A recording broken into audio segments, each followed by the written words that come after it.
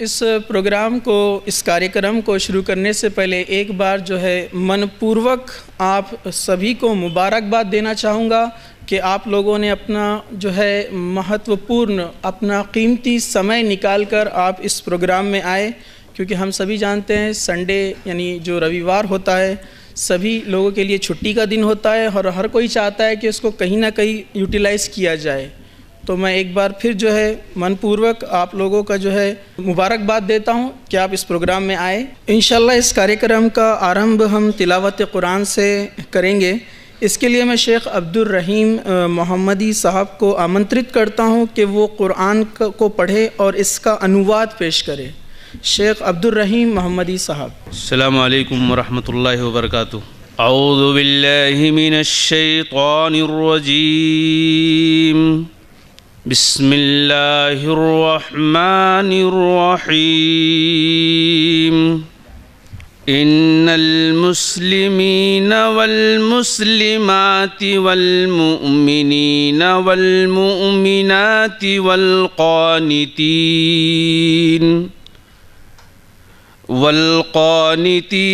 वल्क़ानिताति वस्सादिक़ीन वस्सादिक़ाति वस्साबिरीन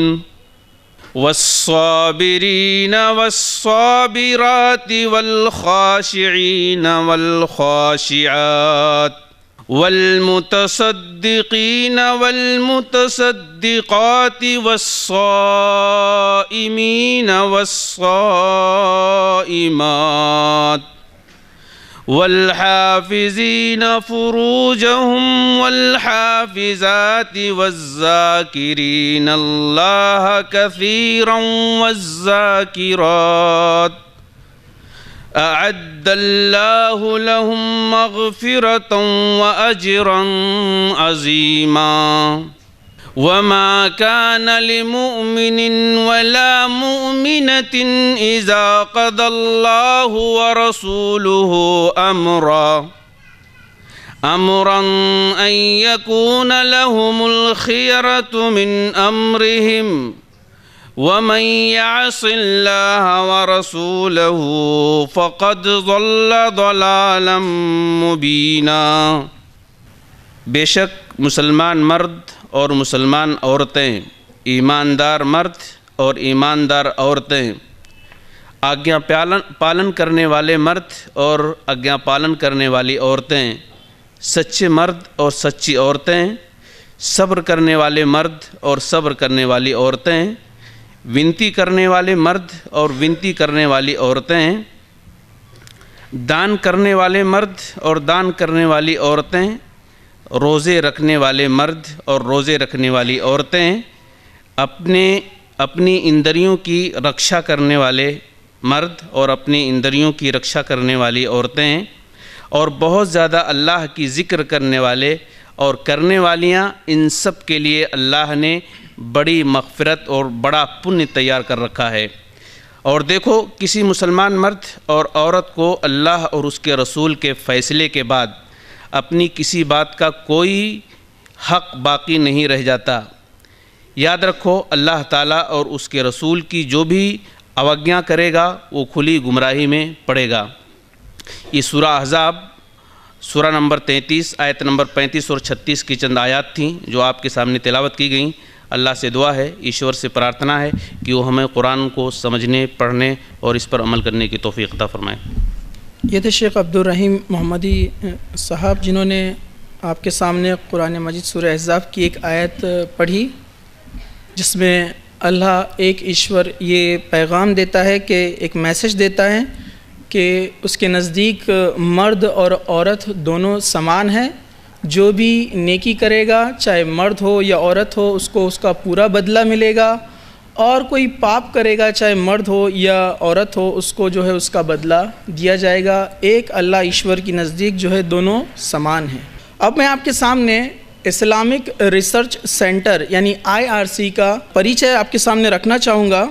Islamic research centre IRC ये एक अराजकीय सामाजिक एवं शैक्षणिक संस्था है IRC की स्थापना सन 2001 में हुई। IRC के स्थापक और अध्यक्ष एडवोकेट फैज़ सैयद हैं। लोगों में बंधु भाव को बढ़ाना, धर्म और समाज के संबंधित गलत धारणाओं का निराकरण करना, ये IRC का उद्देश्य रहा है। एक और सवाल जो है आम तौर पर जो हमारे गैर मुस्लिम भाई हैं वो करते हैं कि इस्लामिक रिसर्च सेंटर ने ये प्रोग्राम क्यों रखा है। जैसा हम सभी जानते हैं कि दुनिया भर में इस्लाम पर जो सबसे बड़ा इल्ज़ाम, जो एक गलत धारणा इस्लाम के संबंधित लगाई जाती है वो है कि इस्लाम दहशत गर्द को फैलाता है।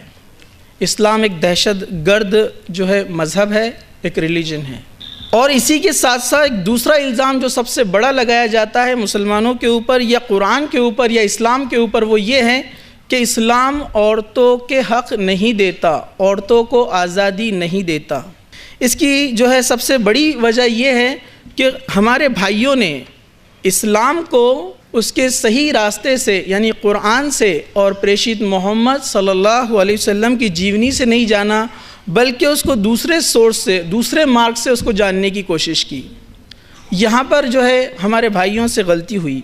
मैं सिर्फ हमारे गैर मुस्लिम भाइयों को दोषी नहीं ठहराता हूँ, बल्कि आपको आश्चर्य होगा बहुत सारे मुसलमान भी ऐसे हैं जो ये नहीं जानते कि कुरान में और हदीस में यानी प्रॉफिट मोहम्मद सल्लल्लाहु अलैहि वसल्लम की जीवनी में अगर वो पढ़ेंगे तो औरतों को कितने अधिकार दिए गए हैं, वो ख़ुद इसको पढ़कर जो है अचंभित हो जाएंगे। मतलब वो भी इस चीज़ का ज्ञान नहीं रखते हैं। इससे पहले भी एक ऐसा प्रोग्राम हमने लिया था तो हमारे भाई जो है सवाल करते थे कि मीडिया पूरा ज़ोर लगाता है इस गलत धारणा को फैलाने के लिए। प्रिंट मीडिया हो चाहे इलेक्ट्रॉनिक मीडिया हो, सब मिलकर कोशिश कर रहे हैं। आपके इस प्रोग्राम से क्या होगा, इस छोटे से कार्य से आपके क्या होने वाला है। तो हमारा काम है कि सच को लोगों तक पहुंचाते रहे, उनको मनवाना हमारा काम नहीं है। उनको मनवाना जो है ये ईश्वर का काम है, अल्लाह का काम है। हम सिर्फ कन्वे करते रहें जो गलत धारणाएं, जो मिसकंसेप्शन लोगों में बन चुके हैं, हमारा काम है कि हम उसको दूर करते रहें। आज के जो हमारे पहले स्पीकर हैं एडवोकेट फैज़ सैयद साहब से जो एक गुजारिश करता हूँ, विनंती करता हूँ कि वो यहाँ पर माइक पर पधारें और जो है औरतों के इस्लाम में अधिकार इस विषय पर कुरान और प्रेषित मोहम्मद की जीवनी के द्वारा रोशनी डालें। एडवोकेट फैज़ सैयद।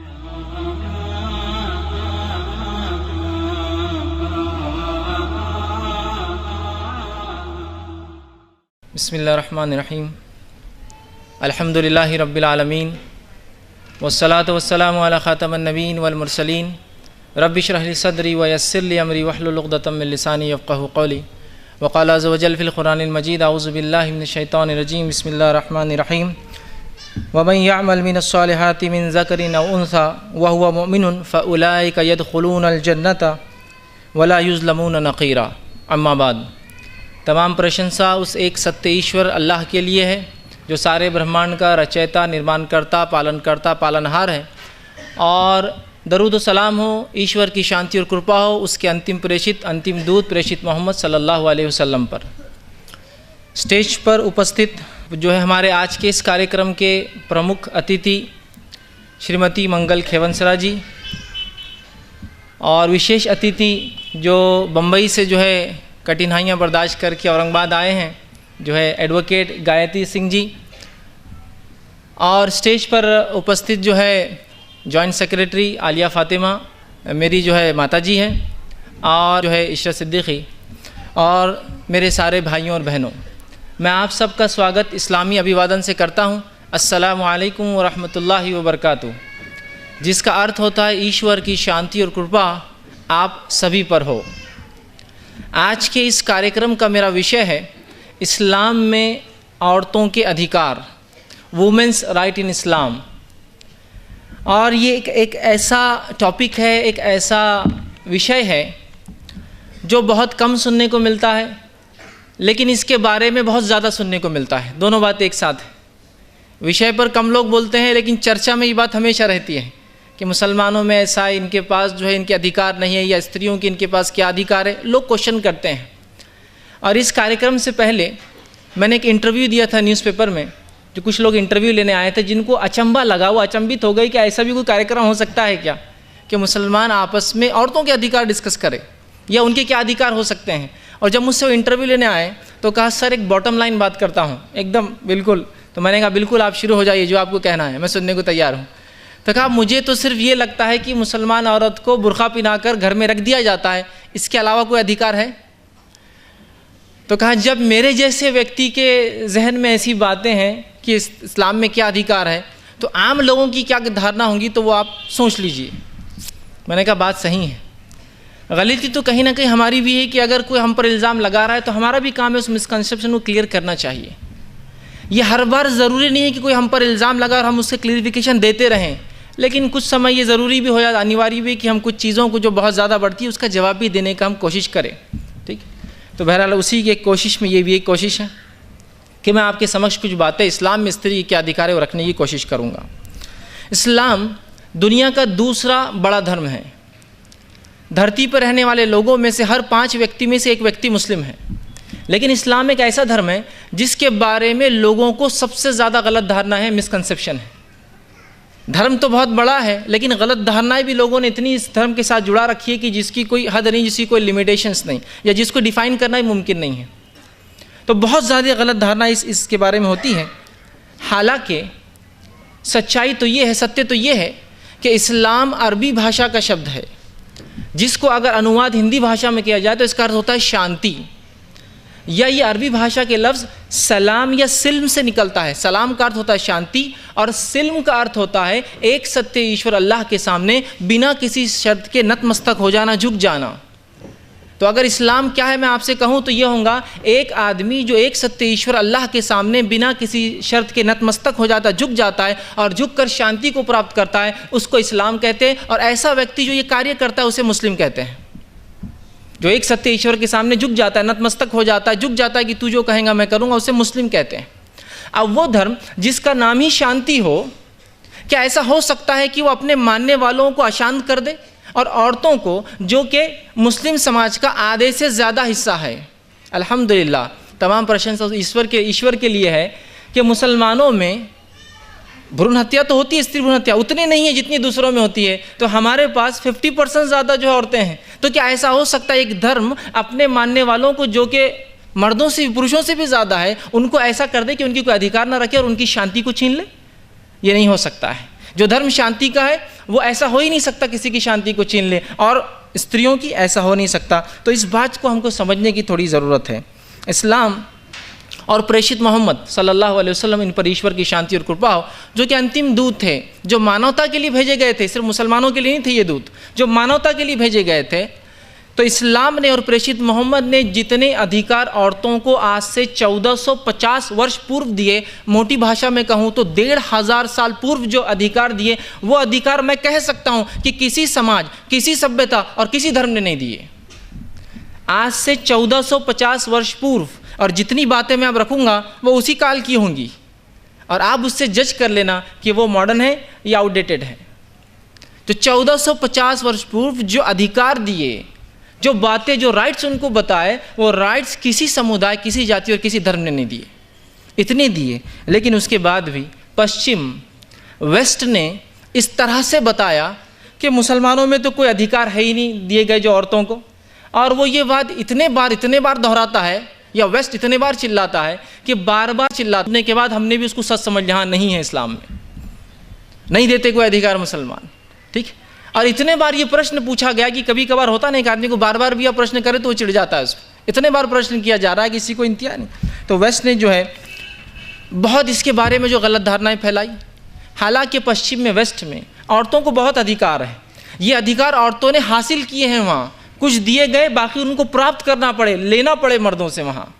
और ये अधिकार लेते लेते, लेकिन एक बात तो कहूँगा, औरत बहुत कुछ पश्चिम में खो चुकी है, बहुत कुछ खो चुकी है। अपना कल्चर खो चुकी है, अपना जो है मदरहुड खो चुकी है, वो एक तरह से अपनी शनाख्त और अपनी पहचान खो चुकी है सिर्फ अधिकारों को लेने के अंदर, और बहुत कुछ उसने गंवा दिया, बहुत कुछ गंवा दिया। हालांकि उसको अधिकार मिले, लेकिन गंवा दिया। इस्लाम में औरतों को क्या अधिकार है? मैंने जब इस भाषण का आरंभ किया तो कुरान की एक आयत आपके सामने पढ़ी, जो कि कुरान का सूरा नंबर 4 अध्याय नंबर 4 उसकी आयत नंबर 124 124 थी, जिसका अर्थ देखिए क्या था जो मैंने पढ़ी थी, वमन यामल मिनस सालिहाति मिन ज़करिन औ उन्सा वहुवा मुमिनुन, कि जो कोई अच्छे कार्य करे, जो कोई अच्छे कर्म करे, चाहे वो पुरुष हो या चाहे वो स्त्री हो, वह हुआ मोमिनुन, और वह आस्था रखता हो एक सत्य ईश्वर अल्लाह में, तो उसके लिए ईश्वर कह रहा है, कुरान में अल्लाह कह रहा है फ़उलाइका यदखुलूनल जन्नह, तो वो जन्नत में दाखिल होंगे, तो वो स्वर्ग में जाएंगे। ये नहीं कहा कि जो अच्छे पुरुष है वो जन्नत में जाएंगे, स्त्रियों का कोई मुकाम नहीं जन्नत में, या पुरुष जन्नत में जाएंगे स्त्री वहाँ दासी बनकर रहेंगी, नहीं।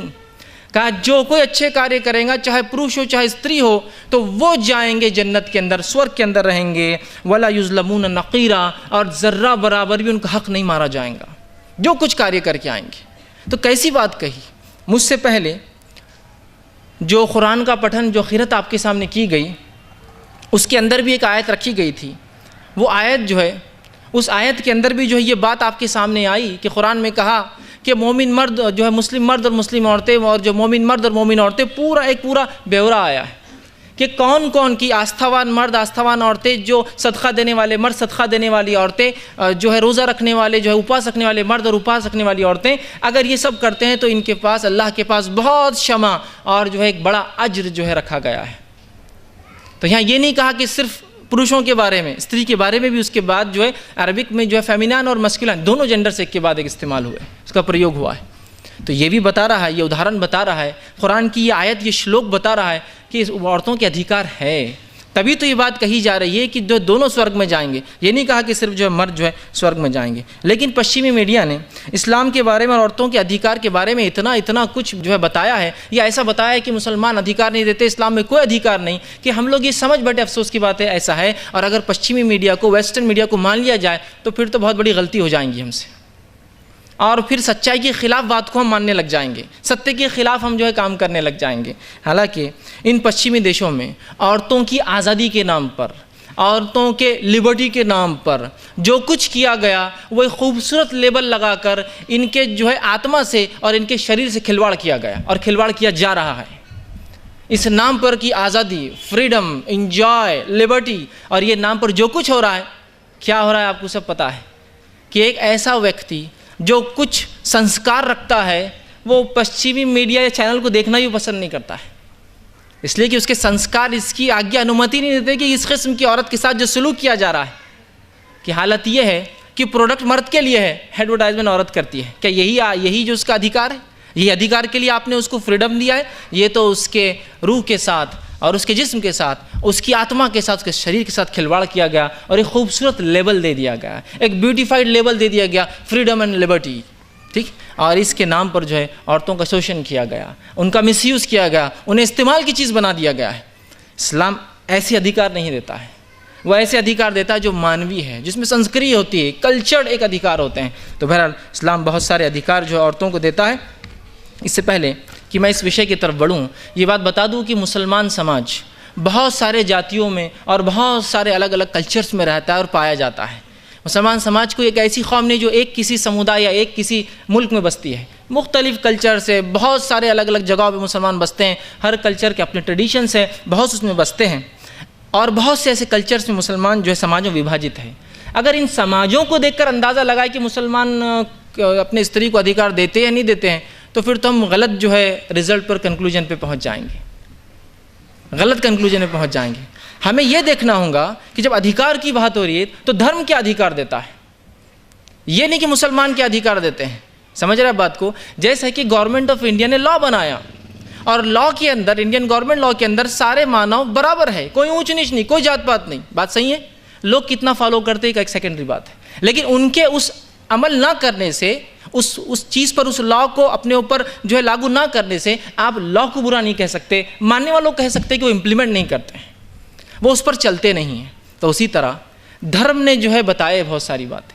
अगर लोग नहीं देते हैं तो आप अगर उसका एग्जाम्पल ले लेंगे कि एक आदमी जो कि पठानी ड्रेस पहना हुआ है और एक औरत को बुरखे में मार रहा है, हाँ देखो ये मुसलमान है, ये कल्चर है और ये स्त्री का इनके पास मुकाम है और ये अधिकार है, इतना वो करते हैं। हमको ये भी नहीं पता हो किसने फिल्माया, वो कोई पिक्चर का वो है या कोई एडवर्टाइजमेंट है या कोई रियल फैक्ट है, या किसी ने बस मुसलमानों को बदनाम करने के लिए कर दिया, हमने बस उसको देख लिया, कहा हाँ मुसलमान के पास कोई अधिकार नहीं है। कैसे? कि उसने इसको इतना मारा, हैंस प्रूफ कि ये समुदाय और इस जाति में और इस धर्म में कोई अधिकार नहीं, इसलिए ऐसा किया गया। ऐसा नहीं है मेरे भाई। तो इन समाजों को देखकर इस्लाम ने क्या दिया वो नहीं, बल्कि अल्लाह की किताब जिसको दिव्य ग्रंथ कुरान हम कहते हैं, जिसके बारे में हमारी आस्था है कि ईश्वर अल्लाह की तरफ से अवतरित हुई है, और प्रेषित मोहम्मद सल्लल्लाहु अलैहि वसल्लम जो कि अंतिम प्रेषित थे सारी मानव जाति के लिए, ये इनकी जीवनी में देखना होगा, इसको हदीस कहते हैं।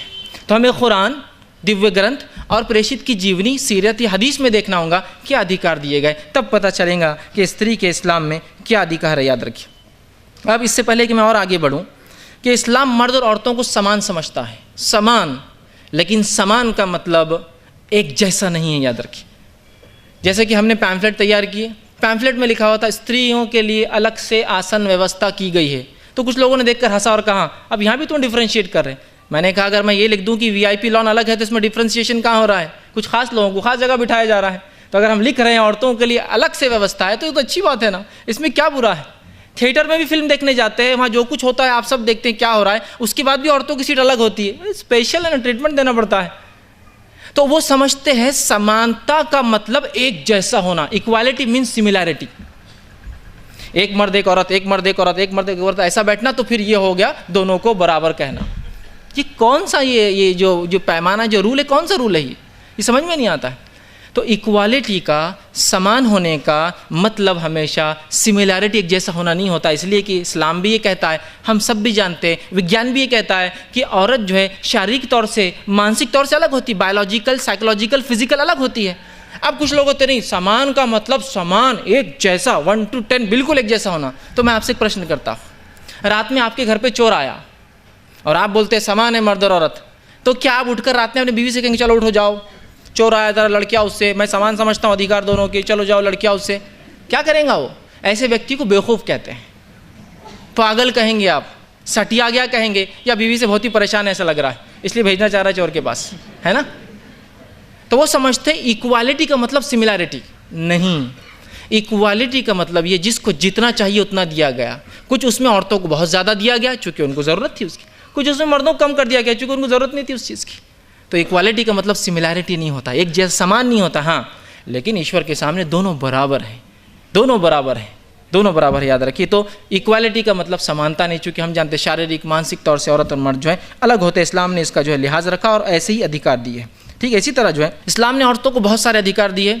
एक इस व्याख्यान में, एक भाषण में ये कवर करना मेरे लिए मुमकिन नहीं, तो मैं सिर्फ वो अधिकारों के बारे में बात करूंगा जिसके बारे में बहुत ज़्यादा गलत धारणाएं पाई जाती है, पूरे नहीं, बहुत थोड़े से, जिसके चूँकि हर फील्ड में अधिकार है। अब कहाँ का बैन कर, इंडियन लॉ कितना बड़ा है कि तो उसने पूरे मानवों को अलग अलग जाति, समुदाय, समझ एतबार से सब कुछ उनको दिया है ना। तो वैसे एक लॉ है ये, ज़ाहिर सी तो जब कोई चीज़ लॉ होती है तो बहुत वास्ट होता है, लेकिन मैं उतनी चीज़ें कवर करूँगा जितनी ज़रूरत है, जितनी जानना और जिसके बारे में गलत धारणाएं समाज में ज़्यादा पाई जाती है वो रखने की आज कोशिश करूँगा। जिसमें मैं आपको, जो मैंने अपने भाषण को 6 उसमें बांटा है, 6 पार्ट में उसको डिवाइड किया है। वो क्या होंगे? पहला, धार्मिक स्पिरिचुअल राइट्स में आपके सामने रखने के समक्ष कोशिश करूंगा, प्रयास करूंगा। दूसरा, आर्थिक इकोनॉमिकल राइट्स औरत की क्या है इस्लाम में, वो रखने की कोशिश करूंगा। तीसरा, सामाजिक सोशल राइट्स क्या है वो रखने की कोशिश करूंगा। जो है चौथा, जो है शैक्षणिक शिक्षा की क्या अधिकार राइट्स है वो रखने की कोशिश करूंगा। पांचवा, कानूनी लीगल राइट्स क्या रखने की कोशिश करूंगा। और छठा जो है राजनीतिक पॉलिटिकल राइट्स क्या रखने की कोशिश करूंगा। सारे राइट्स जो है बहुत संक्षिप्त शॉर्ट में आपके सामने एक के बाद एक जो है अब रखता हूं। आइए इस बात को कि मैं अधिकारों को 6 को रखूं, एक और बात स्पष्ट करना चाहता हूं, एक क्लियर करना चाहता हूं, वो ये है कि ये सारे अधिकार जो मैं रख रहा हूं ये वो अधिकार हैं जो आज से 1450 वर्ष पूर्व दिए गए हैं, 1500 साल पहले दिए गए अधिकार हैं। और ये अधिकार जब मैं आपके सामने रखूंगा आप भी कहेंगे, और मैं तो कह रहा हूं अभी, ये उतने ही मॉडर्न जब आए थे जब थे, उतने ही मॉडर्न आज भी और उतने ही आधुनिक आज भी है। ये जब जिस समाज में दिए गए थे, जितने ये मॉडर्न थे, जितने न्यू थे, ये उतने आज भी मॉडर्न है, याद रखिए। तो 1500 सालों में ये आउटडेटेड नहीं हुई, याद रखिए। जब मैं रखूंगा आपके सामने बात खुद सामने आएंगे। आइए, पहला अधिकार वो है धार्मिक अधिकार, स्पिरिचुअल राइट्स। इस्लाम में एक स्त्री के, एक औरत के, एक फीमेल के क्या होते हैं वो रखता हूँ। इस्लाम में मर्द और औरत ईश्वर अल्लाह के सामने समान है, बराबर है। और जो कार्य इस्लाम में पुरुष करता है वही स्त्री और औरत को भी करने की आज्ञा दी गई है। जैसे कि मर्द को आस्था रखने की आज्ञा है, जिसको तौहीद हम कहते हैं, या गवाही शहादत देना, तो वो स्त्री को भी कहा गया है।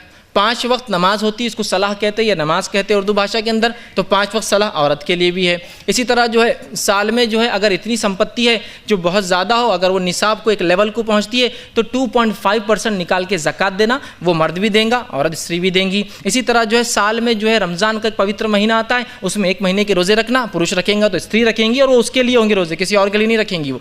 5वीं चीज़ जो है हज करना, इतना माल है कि जो है मक्का जाकर वहाँ जो है जाकर जो है हज जिसको कहते हो करके आ सकती है, तो पुरुष भी करेंगे और स्त्री भी करेंगी। सिर्फ ये पुरुषों के लिए नहीं है ये कार्य सारे, और इसके अलावा जितने कार्य इबादत के स्पिरिचुअलिटी के इस्लाम देता है वो दोनों के लिए समान है, दोनों को समान पुण्य है वो काम करने का, कोई कमी नहीं है उनके उसके अंदर कि ये करेंगे तो पुरुष को 100 मिलेंगे पॉइंट्स, ये करेंगे औरत तो इसको 75 मिलेंगे, नहीं, दोनों एक कार्य करते हैं, एक जैसा उनको पुण्य और सवाब मिलेगा और एक जैसा होगा। और इस बात के लिए मैंने एक उदाहरण आपके सामने इससे पहले रखा था, दूसरा उदाहरण आपके सामने रखता हूँ। सूरह नंबर 16 वर्स नंबर जो है 97 में कुरान कहता है और वही फरमाता है, मन आमिला सालिहम मिन ज़करिन औ उन्सा वहुवा मुमिनुन, जो कोई व्यक्ति अच्छे कार्य करे चाहे पुरुष हो चाहे स्त्री हो और वो आस्थावान, तो फरमाया फला युहयिन्नहु हयातन तय्यिबा, तो उसको हम एक दुनिया की बेहतरीन अच्छी ज़िंदगी देंगे। किसको? चाहे पुरुष हो चाहे स्त्री हो, अगर ईश्वर को खुश करेंगे, इबादत करेंगे तो उसको अच्छी ज़िंदगी मिलेगी। और आगे फरमाया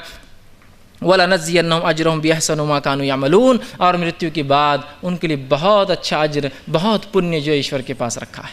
तो यहाँ भी देखिए पुरुष और स्त्री को एक जैसा बताया। इसी तरह कुछ लोगों की ऐसी धारणा थी कि औरत मनहूस होती है, लोगों की कह रहा हूँ, ठीक, मनहूस होती है, उसको अकल नहीं होती, बेवकूफ़ होती है। हालांकि गलत बात है, हम जानते हैं औरतें मर्दों से भी कई बार होशियार होती है, बेवकूफ़ होती है, मनहूस होती है, अपवित्र होती है औरत ज़ात, ठीक, शैतान की पैरोकार होती है और जन्नत से निकालने की वजह बनी। इस्लाम की ऐसी कोई आस्था नहीं, याद रखिए, इस्लाम की ऐसी कोई आस्था नहीं है कि जन्नत से निकलने की वजह जो है हव्वा बनी, ऐसी कोई इस्लामी आस्था नहीं है, याद रखिए। आगे मैं बात को जो है रखूँगा। और उनके मुताबिक जो औरत जो है जो उसको संतान जन्म लेती है, ये संतान का जन्म लेना ये शाप है उसको, ये तकलीफ़ है उसको, ये कठिनाई है उसको, इसलिए कि उसने जन्नत से मर्द को निकाला था। इस्लाम की ऐसी कोई आस्था है ही नहीं। और इस्लाम तो ये कहता है कि जन्नत में आदम ने और हव्वा ने, आदम और ईव ने, दोनों से गलती हुई, दोनों ने क्षमा मांगी, दोनों को क्षमा किया गया, दोनों को पृथ्वी भेजा गया। ये नहीं कहा कि ये जो हव्वा थी फलां थी, ईव थी, नहीं, याद रखिए, इस्लामी अक़ीदा, इस्लामी धारणा नहीं है। ना इस्लाम कहता औरत मनहूस है, ना बेवकूफ़ है, ना जो है वो जो है अपवित्र है, और ना ही जो है वो जन्नत से निकालने कोई कारण है। इस्लाम ने तो उसको मोहसिना कहा, नेकी की तरफ बुलाने वाली कहा। इस्लाम ने तो जो बच्चा जन्म ले रहा है उस जन्म की कठिनाइयों की वजह से माँ का दर्जा, माँ का मर्तबा, माँ का मुकाम तो 3 दर्जे बाप से बढ़ा दिया ऊंचा। तो इस्लाम की धारणा नहीं, याद रखिए। लेकिन वेस्टर्न कल्चर ने चूंकि इस चीज़ को माना, चूंकि उनके पास ये सब चीज़ें हैं, उनको लगा हाँ इस्लाम में भी ऐसे ही होगा, तो लिहाजा वो यही समझते हैं। तो ये थे कुछ अधिकार जो धार्मिक है और दोनों इस मामले में बराबर है, कहीं ऊंच नीच नहीं। आइए अब दूसरे अधिकार, वो आर्थिक, इकोनॉमिकल। इस्लाम क्या इकोनॉमिकल राइट्स देता है? इस्लाम में एक बालिग, वयस्क, एडल्ट फीमेल, वयस्क जो है औरत, संपत्ति खरीद सकती है, बेच सकती है, रख सकती है, जो चाहे कर सकती है, चाहे विवाहित हो चाहे अविवाहित हो, बग़ैर अपने बाप से पूछे, बग़ैर अपने पति से पूछे, बग़ैर अपने बेटे से पूछे, बग़ैर अपने भाई से पूछे, किसी से उसको आज्ञा लेने की ज़रूरत नहीं। वो उसकी मालिक है, संपूर्ण कंप्लीट ओनर है, चाहे तो सेल करे चाहे तो रखे। और ये 1450 वर्ष पूर्व के अहकाम बता रहा हूँ, ये जो है अधिकार जो बता रहा हूँ आज के दिए हुए नहीं है मुसलमानों के, ये उस ज़माने में दिए गए जिस ज़माने में औरत को इस्तेमाल की चीज़ समझा जाता था, औरत को बेचा जाता था। और कुछ कंट्रीज़ में, कुछ देशों में तो औरत करेंसी के तौर पर, कि इतना सामान दो इतनी औरतें लो हमसे। उस समय प्रेषित मोहम्मद ने औरतों को ज़मीन से लेकर आसमान पर उठा दिया, ऊंचा कर दिया उनका दर्जा, और कहा कि तुम सब कुछ कर सकती हो। एक बालिग और वयस्क औरत सब कुछ कर सकती है बगैर उसे किसी से पूछे। वो अपने पैसों के भी ऐसी अधिकार रखती है, वो चाहे तो अपना पैसा कहीं भी खर्च करे, उससे कोई पूछ नहीं सकता, याद रखिए। उसको किसी से आज्ञा की जरूरत है, अगर वो उसका है तो वो मालिक। हाँ, इस्लाम ये ज़रूर कहता है कि सही जगह खर्च करना चाहिए, लेकिन वो पूरी उसकी मालिक है। जैसा एक मर्द मालिक होता है, औरत भी इस्लाम में पूरी मालिक होती है। जबकि ये मालकी हक़ का इख्तियार ब्रिटिशर्स ने 1870 में अपनी औरतों को दिया, ये अधिकार 1870 के अंदर, और भारतवर्ष में तो पिछली सदी में मिले अधिकार। इस्लाम ने 1450 साल पहले अधिकार दिया। एज अ रिलीजन ये ऑर्डर किया है कि औरत सब कुछ कर सकती है, संपत्ति उसकी है, कोई उससे पूछ नहीं सकता क्या करे। इसी तरह जहाँ तक औरत के काम करने का मामला है, कमाने का मामला है, इस्लाम ये कहता है कि कमाना मर्द की जिम्मेदारी है, औरत चाहे तो कमा सकती है, बात को समझिए, कमाना मर्द की जिम्मेदारी, औरत चाहे तो कमा सकती है। ये क्यों मैं कह रहा हूँ? इसलिए कि मर्द जिम्मेदार है और जब वो कमाएगा तो उस अपनी पत्नी को खिलाना पिलाना पहनाना उसका जिम्मा है। अगर पत्नी कमाती है तो वो उसने रखेंगी, उसको मर्द को देना नहीं है वो चीज़ को, क्योंकि उसका जिम्मा नहीं है। दोनों बातें एक साथ है कि जिम्मेदारी नहीं दी इस्लाम ने। कहा कि अगर बेटी है तो बाप की जिम्मेदारी, पत्नी है तो पति की जिम्मेदारी, भाई की जिम्मेदारी, और अगर पति नहीं है बेटा है तो बेटे की जिम्मेदारी। लेकिन चाहे तो वो कमा सकती है, इस्लाम को इस पर कोई आपत्ति नहीं है, लेकिन वो इस्लामी जो शराइत है, इस्लामिक जो रूल्स है, उन कंडीशंस को फॉलो करे। वो चाहे तो कमाएं, कमाने में इस्लाम ने कोई रोक टोक उनके नहीं लगाई, याद रखिए। अब आइए, जहाँ तक बिजनेस करने का मामला है, एक मुसलमान औरत बिजनेस भी कर सकती है। हम ये जानते हैं, सारी दुनिया जानती है, प्रेषित मोहम्मद सल्लल्लाहु अलैहि वसल्लम उन पर ईश्वर की शांति और कृपा हो, जो अंतिम दूत थे मानवता के लिए, उनकी जो पत्नी थी खदीजा, वो एक बिजनेस वूमेन थी, और छोटी मोटी बिजनेस वूमेन नहीं थी, उनका इंटरनेशनल ट्रेड था। और प्रेषित मोहम्मद उनके ऊँट लेकर, उनका सामान लेकर बेचने के लिए शाम जाते थे, जो कि आज के युग के अंदर शाम होता है सीरिया, उर्दन, जॉर्डन, फ़लस्तीन और लेबनान, 4 कंट्री है। इंटरनेशनल ट्रेडर थी वो, और प्रेषित मोहम्मद उनका सामान ले जाकर बेचते थे। आप देखिए, प्रेषित खुद अपनी पत्नी का बिजनेस संभालते थे, तो वो कैसे धर्म बोल सकता है कि जो है औरत बिजनेस नहीं कर सकती? कर सकती है, ओनर हो सकती है। ये अलग बात है कि बाद में जो है खदीजा रज़ी अल्लाह अन्हा ने, ईश्वर इनसे जो है राज़ी हो, ये खुश हुई, प्रेषित के जब काम देखा जो आप लोगों के लिए करते थे, कहा कि ये संपत्ति तुम ले लो और इसको लोगों में लगा दो। लेकिन बिजनेस कर सकती है, औरत को पूरा बिजनेस का अधिकार इस्लाम ने। इसी तरह जो है इस्लाम औरत को इतनी इकोनॉमिकल सिक्योरिटी देता है, आर्थिक सुरक्षा देता है, कि ये कहता है कि जब बेटी है तो बाप की जिम्मेदारी है, उसको कमाना नहीं है, बाप उसको खिलाएगा। अगर पत्नी है तो पति की जिम्मेदारी है, वो कर ले काम अलग बात है, लेकिन पति उसको खिलाएगा। या अगर वो ना हो तो उसका बेटा उसको वो करेगा, उसका भाई उसको संभालेगा। तो इतनी इकोनॉमिकल सिक्योरिटी दी है। शादी, जब विवाह होता है तो इस्लाम कहता है कि औरत को कुछ दिया जाएगा, औरत तो कुछ दिया जाएगा, और उस देने को कहते महर कहते हैं अरबी भाषा में, कि जब शादी तय होती विवाह तो लड़का लड़की को कुछ देगा। लेकिन आज हम देखते हैं आज के समाज में, और सारे ही लोग आजकल इसमें हैं, लोग लड़की भी लेते हैं, जहेज भी लेते हैं, पलंग बिस्तर सब लिया जा रहा है।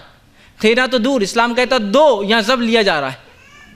तो इन जहेज लेने वालों को मैं अपनी भाषा में कहता हूँ, ये जो है मॉडर्न बेगर्स है, एकदम जदीद दौर की मॉडर्न भिखारी है ये। हर भिखारी की अलग किस्में होती है, मांगने का तरीका होता है, टाइप्स होते हैं।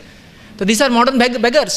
इस्लाम कह रहा है दो, और ये कह रहे तुम दो, लड़की भी दो, जहेज भी दो, पलंग बिस्तर भी दो। ऐसी कौन सी दुकान है जब प्रोडक्ट भी खरीदा जाता है और उससे पैसे भी लिए जाते हैं? ये प्रोडक्ट भी दो, कितने का? 100 रुपये भी दो उसके, हम इतने दूर से 60 रुपये किराया, रिक्शे की भी किराया दो, और ये भी दो। दुनिया में कहीं भी नहीं होता ऐसा। तो इस्लाम ने भी कहा ऐसा ही है, तुमको देना है लड़की को। कितनी इकोनॉमिकल सिक्योरिटी है। शादी हो रही तो उसको महर दो, उसको कुछ पैसे दो उसके बदले, ठीक है। और जो है इसके बाद जो है इस्लाम जो है ये कहता है कि अगर औरत कमाती है तो इसकी कमाई पे किसी का अधिकार नहीं है सिवाय उस औरत के। उसका पति, उसका बाप उससे कुछ भी नहीं ले सकता उसमें से ज़्यादा। कमाती है अगर तो ये नहीं बोल सकता पति तुम भी तो कमाते 20,000, चलो क्या करते हैं, नहीं, इसलिए कि जिम्मेदारी उसकी नहीं। इसलिए मैंने शुरू में कहा था। तो कितना फ़ायदा औरत को कि वो कमा भी रही है और पति को जिम्मेदारी उठाना है उसकी। ये अलग बात है, बीमार है, मजबूर है, तो फिर इस्लाम कहता है खर्च करो। वो भी तो मर्जी है ना, जो चाहे करेंगी। तो पति पे भी खर्च कर सकती है, बच्चों पे, लेकिन उसके लिए अनिवार्य कंपलसरी नहीं, ये बात याद रखिए, ठीक है। इसी तरह जो है औरत अगर उसका बाप मर जाता है, देहांत हो जाता है, बेटे का देहांत हो जाता है पति का, तो उसको जायदाद संपत्ति में हिस्सा मिलता है, विरासत में हकदार होती है, और कंप्लीट माल की हक के साथ। किसी को उसको ज़रूरत नहीं बताने की क्या करना और क्या नहीं करना है। इसी तरह तीसरे अधिकार जो इस्लाम, जो मैं आज आपके सामने समक्ष रखूंगा, सामाजिक सोशल अधिकार इस्लाम क्या देता है। आइए उसके बारे में कुछ बातें रखता हूँ। सोशल अधिकार, सामाजिक अधिकारों को मैंने 3 हिस्सों में बांटा है। औरत के 3 जो फेजेस होते हैं लाइफ के, उसमें बेटी के नाते, माँ होने, बीवी होने के नाते पत्नी, और जो है उसके बाद जो है माँ होने के नाते, ठीक है। 3 मैं अधिकार रखूँगा क्या देता है, क्योंकि इतना समय नहीं कि सारे अधिकारों की फूफी और खाला और बहन और ये सब। 3 अधिकार से, क्योंकि मेन 3 ही लाइफ के फेज होते हैं। एक वो जब बाप के पास होती है, बेटी होती है, एक जब उसका विवाह हो जाता है, पति के घर जाती है, और एक वो जो है माँ बनती है जब उसको बच्चे हो जाते हैं। तो 3 अधिकार रखता हूँ। सबसे पहले बेटी के बारे में इस्लाम ये कहता है कि बेटी और बेटे को इस्लाम समान मानता है, और बेटा या बेटी को जन्म से पहले कत्ल करने को बुरा मानता है और बेटी की कत्ल करने को घोर पाप मानता है। स्त्री भ्रूण हत्या को इस्लाम घोर पाप मानता है, याद रखिए। और ये बात आज की नहीं है, 1450 वर्ष पूर्व कुरान के अंदर एक वाणी उतरी थी जो सूरह तकवीर अध्याय नंबर 81 उसका श्लोक आयत नंबर 8 से लेकर 9 है। व इज़ल मऊदतु सुइलत बिअय्यि ज़ंबिन क़ुतिलत, कि उस रोज़ जिस रोज़ अंतिम प्रलय के बाद एक डे ऑफ जजमेंट होगा, मानवता ईश्वर के सामने खड़ी होंगी, उस बच्ची से ईश्वर प्रश्न करेगा कि तुझे किस जुर्म में तेरे माता पिता ने कत्ल किया। वो बच्ची जो अजन्मी थी, वो बच्ची जो जन्म के बाद जो है मारी गई, ईश्वर उससे पूछेंगे बिअय्यि ज़ंबिन क़ुतिलत, तुझे किस जुर्म में कत्ल किया तेरे माता पिता ने। उस बच्ची से प्रश्न करेंगे, इसलिए कि ईश्वर पसंद भी नहीं करेंगे उसके माता पिता से बात करना। स्त्री भ्रूण हत्या को इस्लाम ने घोर पाप माना, याद रखिए। आज से नहीं, ये उस समय की बात कर रहा हूँ जो प्रेषित के दौर में समय में बच्चियों को जिंदा होने के बाद दफना दिया जाता। क्यों? इसलिए कि उस ज़माने मॉडर्न टेक्नोलॉजी नहीं थे ऐसा हम इस्तेमाल करते कि पहले मालूम करके कत्ल कर दो, तो मालूम होने के बाद करते थे वो कत्ल। एक ही बात है, चाहे पैदाइश से पहले कीजिए बाद में कत्ल कत्ल है, याद रखिए। तो इस्लाम कहता है ये घोर पाप है, घोर पाप। और आज हम देखते हैं कितना हमने स्त्री को कत्ल किया, स्त्री भ्रूण हत्या को इतना मामूली समझ लिया कि भारत पृथ्वी का एक ही ऐसा देश है जिसके अंदर मेल पॉपुलेशन ज़्यादा फीमेल से, 1000 मेल के लिए 927 फीमेल है। क्या रेशो ये खतरनाक, इसको अंदाज़ा नहीं लगा सकते। 1000 मर्दों के लिए 927 जो है औरतें हैं। लोग तो बड़ी बातें करते हैं, माँ के प्रेम की बातें करते हैं, बहन के प्रेम की बात करते हैं, दादी के दुलार की बात करते हैं, नानी के दुलार की बात करते हैं। पैदा होंगी तो ये सब बनेंगी ना, पैदा होंगी तो नानी बनेंगी, दादी बनेंगी, पत्नी बनेंगी, वो सब चाहिए। पैदा नहीं होने देने का है, लेकिन दूसरे के घर से ले लेंगे दुलार प्यार हम सब। कैसा अजीब है। स्त्री भ्रूण हत्या को इस्लाम कंडेम करता, घोर पाप मानता है। इसी तरह इस्लाम तो बेटा और बेटी की पैदाइश की खुशी में अंतर को भी जो है बुरा मानता है कि दोनों में अंतर किया जाए। और मैं तो ये तक कहता हूँ कि अगर बेटी की पैदाइश पे कोई लड्डू बांटे और बेटे की पैदाइश पे पेड़े बांटे तो उसने भी जुल्म किया उसके ऊपर। क्यों एक हल्की मिठाई लड़की के लिए और क्यों एक अच्छी मिठाई लड़के के लिए? दोनों के लिए बराबर बंटना चाहिए, चाहे दोनों के लिए लड्डू बांटो, दोनों के लिए पेड़े बांटो। क्यों एक हल्की मिठाई? तो मैं तो कहता हूँ ये भी जुल्म है, ये भी गलत है कि कोई ऐसा करे। प्रेषित के दौर में एक व्यक्ति को प्रेषित ने कहा, मुस्नद अहमद, प्रेषित की जो बातें होती है, वचन होते हैं, इसको हदीस बोलते हैं अरबी भाषा में, उन वचनों को जमा करने की अलग अलग किताबें होती है। तो एक किताब इसका नाम मुस्नद अहमद है, उसके अंदर एक वचन आता है कि प्रेषित के पास एक व्यक्ति आया, कहा मुझे 3 लड़कियां हैं। तो कहा जिस किसी ने 3 लड़कियां उसके घर पैदा हुई, पालन पोषण किया, उनको संवारा, उनको संस्कार दिए और उनको शिक्षा दी और उसके बाद उनका विवाह कर दिया, वो स्वर्ग में जाएगा। एक व्यक्ति उठा, कहा प्रेषित 2 के लिए क्या बोलते हैं आप? तो कहा जिसने 2 के साथ भी किया वो भी स्वर्ग में जाएगा। एक अनुयायी प्रेषित कहते हैं, सहाबी कहते हैं, अगर प्रेषित से ये प्रश्न होता ना एक के बारे में तो वो यही जवाब देते उसके बारे में भी। लड़की की पैदाइश को खुशखबरी दी जा रही है जन्नत और स्वर्ग की। यहाँ लोग चेहरा काला हो जाता है लड़की पैदा हुई तो। इस्लाम उसका अधिकार देता है, कहता नहीं, जन्म लेना उसका जो अधिकार है उसका, और उसके बाद उसके साथ समानता वो किया जाए। हदीस में आता है प्रेषित के सामने एक व्यक्ति ने अपने बेटे को गोद में बिठाया, बहुत प्यार किया और उसको अपनी गोद में बिठा लिया। उसकी बेटी आई, ऐसा नहीं किया। प्रेषित ने कहा, अरे तू जालिम है, अरे तू जालिम है, तू अत्याचारी है, तूने जो अपने बेटे के साथ किया वही अपनी बेटी के साथ भी तुझे करना चाहिए था। कैसे इंसाफ की बात करता है इस्लाम। प्यार में भी कहता है दोनों को बराबर प्यार किया जाए। इतनी जो है इस्लाम जो है इनके अधिकारों की बात करता है बेटी। अब दूसरा फेस, बीवी होने के नाते क्या इस्लाम अधिकार देता है?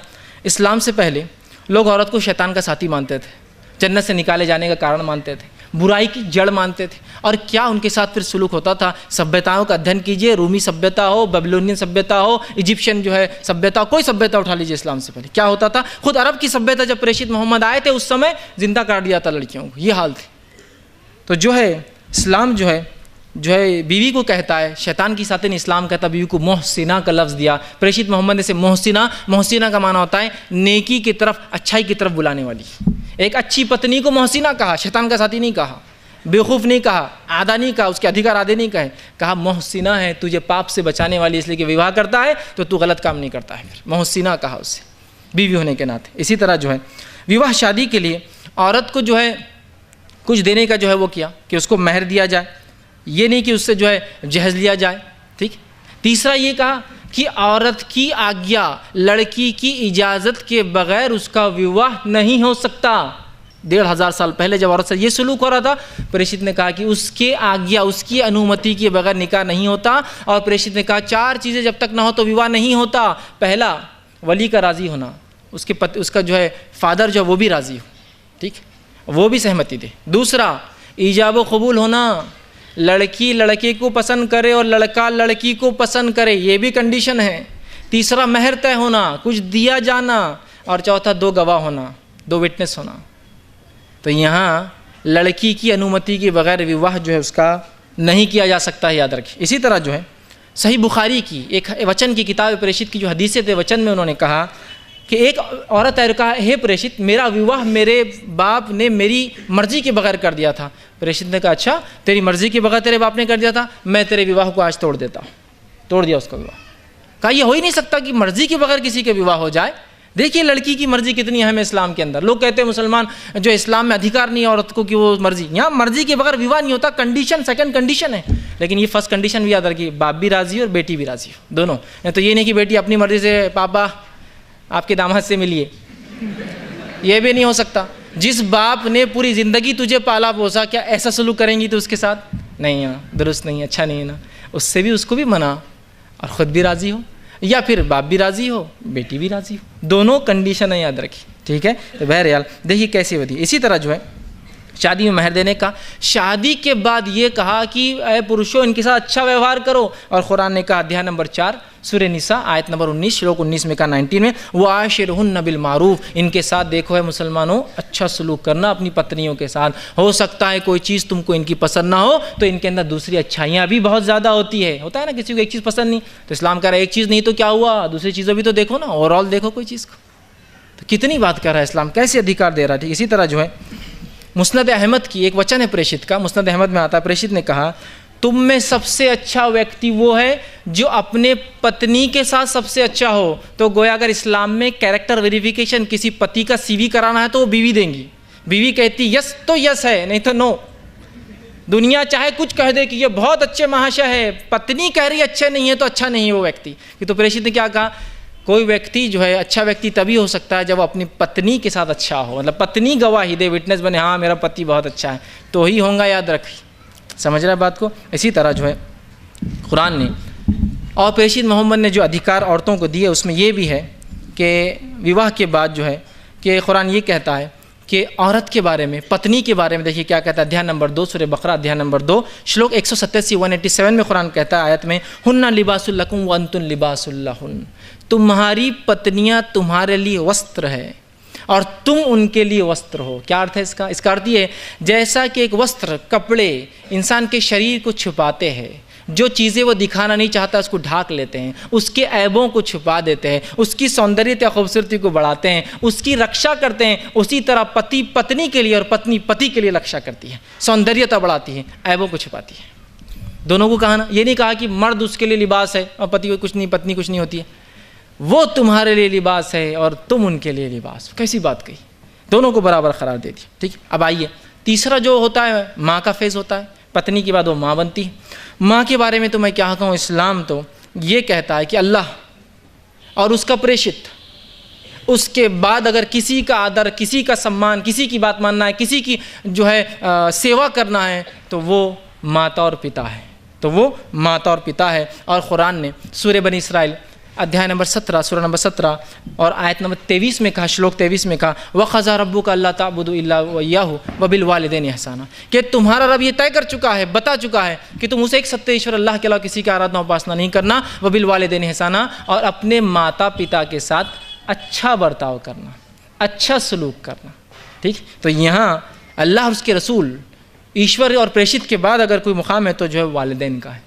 और उसमें भी माँ का मुकाम क्या है उसके बारे में कुरान कहता है सूरह अहक़ाफ़ सूरह नंबर 46 उसकी आयत श्लोक 15 में, ववस्सैनल इंसान बिवालिदैहि ihसाना, और हमने इंसान को वसीयत और नसीहत की कि अपने माता पिता के साथ बहुत अच्छा सलूक करना।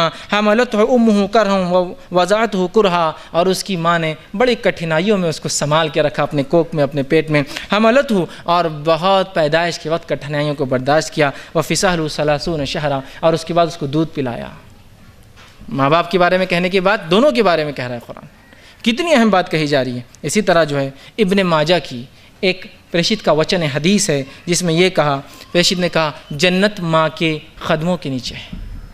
मतलब माँ की खिदमत कर, उसकी जो है उसकी सेवा कर, उसे खुश कर दे और स्वर्ग में चला जा। दूसरी एक हदीस में जो कि हाकिम की रिवायत है, हाकिम की हदीस है, वचन है, उसमें कहा कि अभिशापित है वो व्यक्ति बुरा है वो व्यक्ति, लानत है उस व्यक्ति पर जिसको अपने माता पिता में से दोनों या कोई एक बुरी हालत में मिल जाए और उनकी सेवा करके अपना स्वर्ग न बना सके, जन्नत न बना सके या जन्नत में जा ना सके। और प्रेषित के पास बुखारी की रिवायत एक वचन है, हदीस है, एक व्यक्ति आका है, प्रेषित मेरी आज्ञा मैं किसकी आज्ञा सबसे ज़्यादा मानूं, किसकी खिदमत सबसे ज़्यादा करूं? प्रेषित ने कहा तेरी माँ। कहा उसके बाद किसकी करूं? तो कहा तेरी माता। कहा उसके बाद किसकी करूं? तो कहा तेरी माता। कहा उसके बाद किसकी करूं? तो कहा तेरा पिता। माता माता माता फिर पिता। वुमेन्स राइट की बात कर रहा हूँ, अब मेंस राइट की बात करना पड़ेगी यहाँ। तो 3 दर्जा दे दिया, माता माता माता और पिता। मैं तो ये कहूँगा कि अगर कोई कंपटीशन होता है और उसमें अगर प्राइजेस दिए जाते हैं तो gold medal goes to mother, पहले का माँ का, silver medal goes to mother, हाँ, चांदी का तमगा भी माँ को गया, सोने का तमगा माँ को गया, bronze medal goes to mother, रजत पदक भी माँ को गया, और बाप को सिर्फ पार्टिसिपेशन प्राइज, कॉन्सोलेशन प्राइज में निपटा दिया। चौथा दर्जा, फोर्थ कैटेगरी। आप देखिए ना कितना अधिकार है माँ का। 3 दर्जे कह दिया, माँ माँ माँ और कहा फिर बाप। तो देखिए कैसे अधिकार इस्लाम दे रहा है और कितने अधिकार दे रहा है। बहरहाल इसके बाद भी लोग गलत धारणाएं जो फैलाते रहते हैं। चौथा जो अधिकार जो मैं आज आपके सामने समक्ष रखूंगा वो है शिक्षा का अधिकार, एजुकेशनल राइट। लोग बहुत प्रश्न करते हैं मुसलमान औरतें कितना पढ़ती है और क्या होती है। तो भाई अब देखिए शिक्षा की क्या अधिकार धर्म देता है। कुरान में अध्याय नंबर 96 उसका आयत नंबर 1 श्लोक 1 में कुरान ने कहा, इक़्रा बिस्मि रब्बिकल लज़ी खलक़, पढ़ अपने रब के नाम से जिसने पैदा किया, जिसने तेरा निर्माण किया, पढ़ उस रब के नाम से। और ये आयत समान है मर्द और औरत के लिए, ये समान है पुरुष और स्त्री के लिए। ये नहीं कहा कि पुरुषों तुम पढ़ो जिसने तुमको रब ने पैदा किया, स्त्रियों तुम नहीं, सबके लिए आयत है। दूसरा, प्रेषित ने अपने वचन के अंदर हदीस में कहा, जो कि सही अल जामे की रिवायत है, इब्ने माजा के अंदर ये वचन आता है, आपने कहा तलबुल इल्म फरीज़तिन अला कुल्ली मुस्लिम, के ज्ञान का प्राप्त करना, इल्म का प्राप्त करना हर मुसलमान पर फ़र्ज़ अनिवार्य है। दूसरी एक हदीस में कहा तलबुल इल्म फरीज़तिन अला कुल्ली मुस्लिम और मुस्लिमतिन, ज्ञान का प्राप्त करना हर मुसलमान मर्द और मुसलमान स्त्री पर अनिवार्य है। शब्द कहा मुस्लिम मुस्लिमतिन, दोनों के लिए। तो यहाँ पता चल गया अनिवार्य ज्ञान प्राप्त करना। और फिर जब सहाबा ने, प्रेषित के मानने वालों ने जब ये बात सुनी तो खूब प्राप्त किया ज्ञान, धर्म का भी और विज्ञान में भी खूब आगे बढ़े। याद रखिए, मुस्लिम साइंटिस्ट की एक मैं लिस्ट बता सकता हूँ, इसमें मेल फीमेल दोनों शामिल है।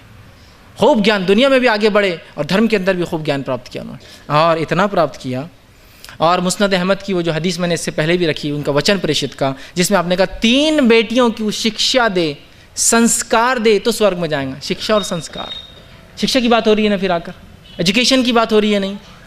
और प्रेषित की अनुयायियों में जो सहाबियात थी, फीमेल कंपेनियंस थी, इतना ज्ञान प्राप्त किया, इतना ज्ञान प्राप्त किया कि आप ताज्जुब करेंगे। प्रेषित की जो एक पत्नी थी जिनका नाम आयशा रज़ी अल्लाह अन्हा था, आपसे 88 पुरुषों ने, मतलब कई लोगों ने ज्ञान प्राप्त किया, इसमें 88 पुरुषों ने विद्वान स्कॉलर बने आपसे ज्ञान प्राप्त करके, विद्वान बने धर्म के, उनसे ज्ञान प्राप्त। कितने? 88 पुरुषों ने एक स्त्री से। जबकि ये वो काल और समय है जब स्त्री ज्ञान इल्म हासिल भी नहीं कर सकती और ज्ञान दे भी नहीं सकती थी, इम्पार्ट भी नहीं कर सकती थी।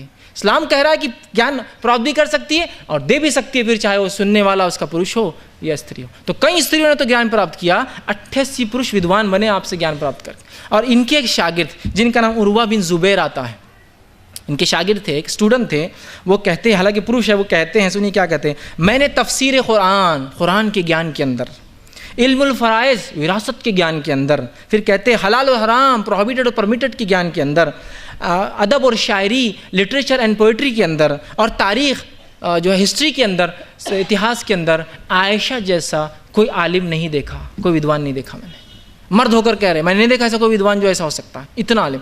और बड़े बड़े सहाबा जो अनुयायी थी प्रेषित के, पुरुष थे, वो जब किसी मसले में अटकते, वो आकर अदब से प्रेषित की जो इस पत्नी के सामने, आयशा के सामने आती, रज़ी अल्लाह अन्हा, अल्लाह उनसे राज़ी हो, अल्लाह उनसे जो खुश हो, वो आकर खड़े होते और अदब से पूछते कि हे माई, इसमें क्या मामला बताओ। औरत से पूछ रहे जाकर, और वो बताया करती थी।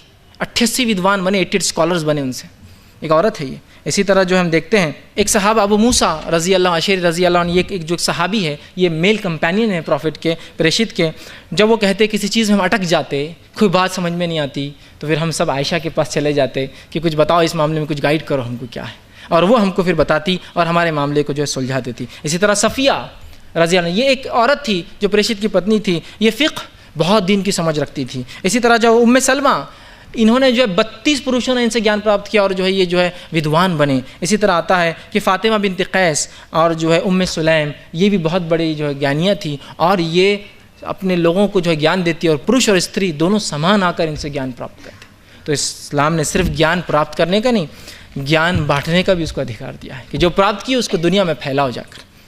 अब आइए 5वां जो अधिकार मैं आपके सामने रखूँगा और जो है अपनी बात की तरफ, खात्मे की तरफ मैं जा रहा हूँ, वो है क़ानूनी लीगल राइट्स। क्या इस्लाम ने दिए? इस्लामी क़ानून में मर्द और औरत समान हैं और दोनों की जान और माल की इस्लाम समान सुरक्षा के जो है रक्षा करने की जो है कोशिश करता है। दोनों की, दोनों समान हैं और दोनों की सुरक्षा। ये नहीं कि अगर मर्द कोई और केस डाले तो बहुत हैवी रहेगा, औरत डाले तो ये तो छोटा मोटा केस दिख रहा। दोनों समान, इस्लामी क़ानून में दोनों समान हैं। और अगर कोई बुरा कार्य करते हैं तो सज़ा भी समान है।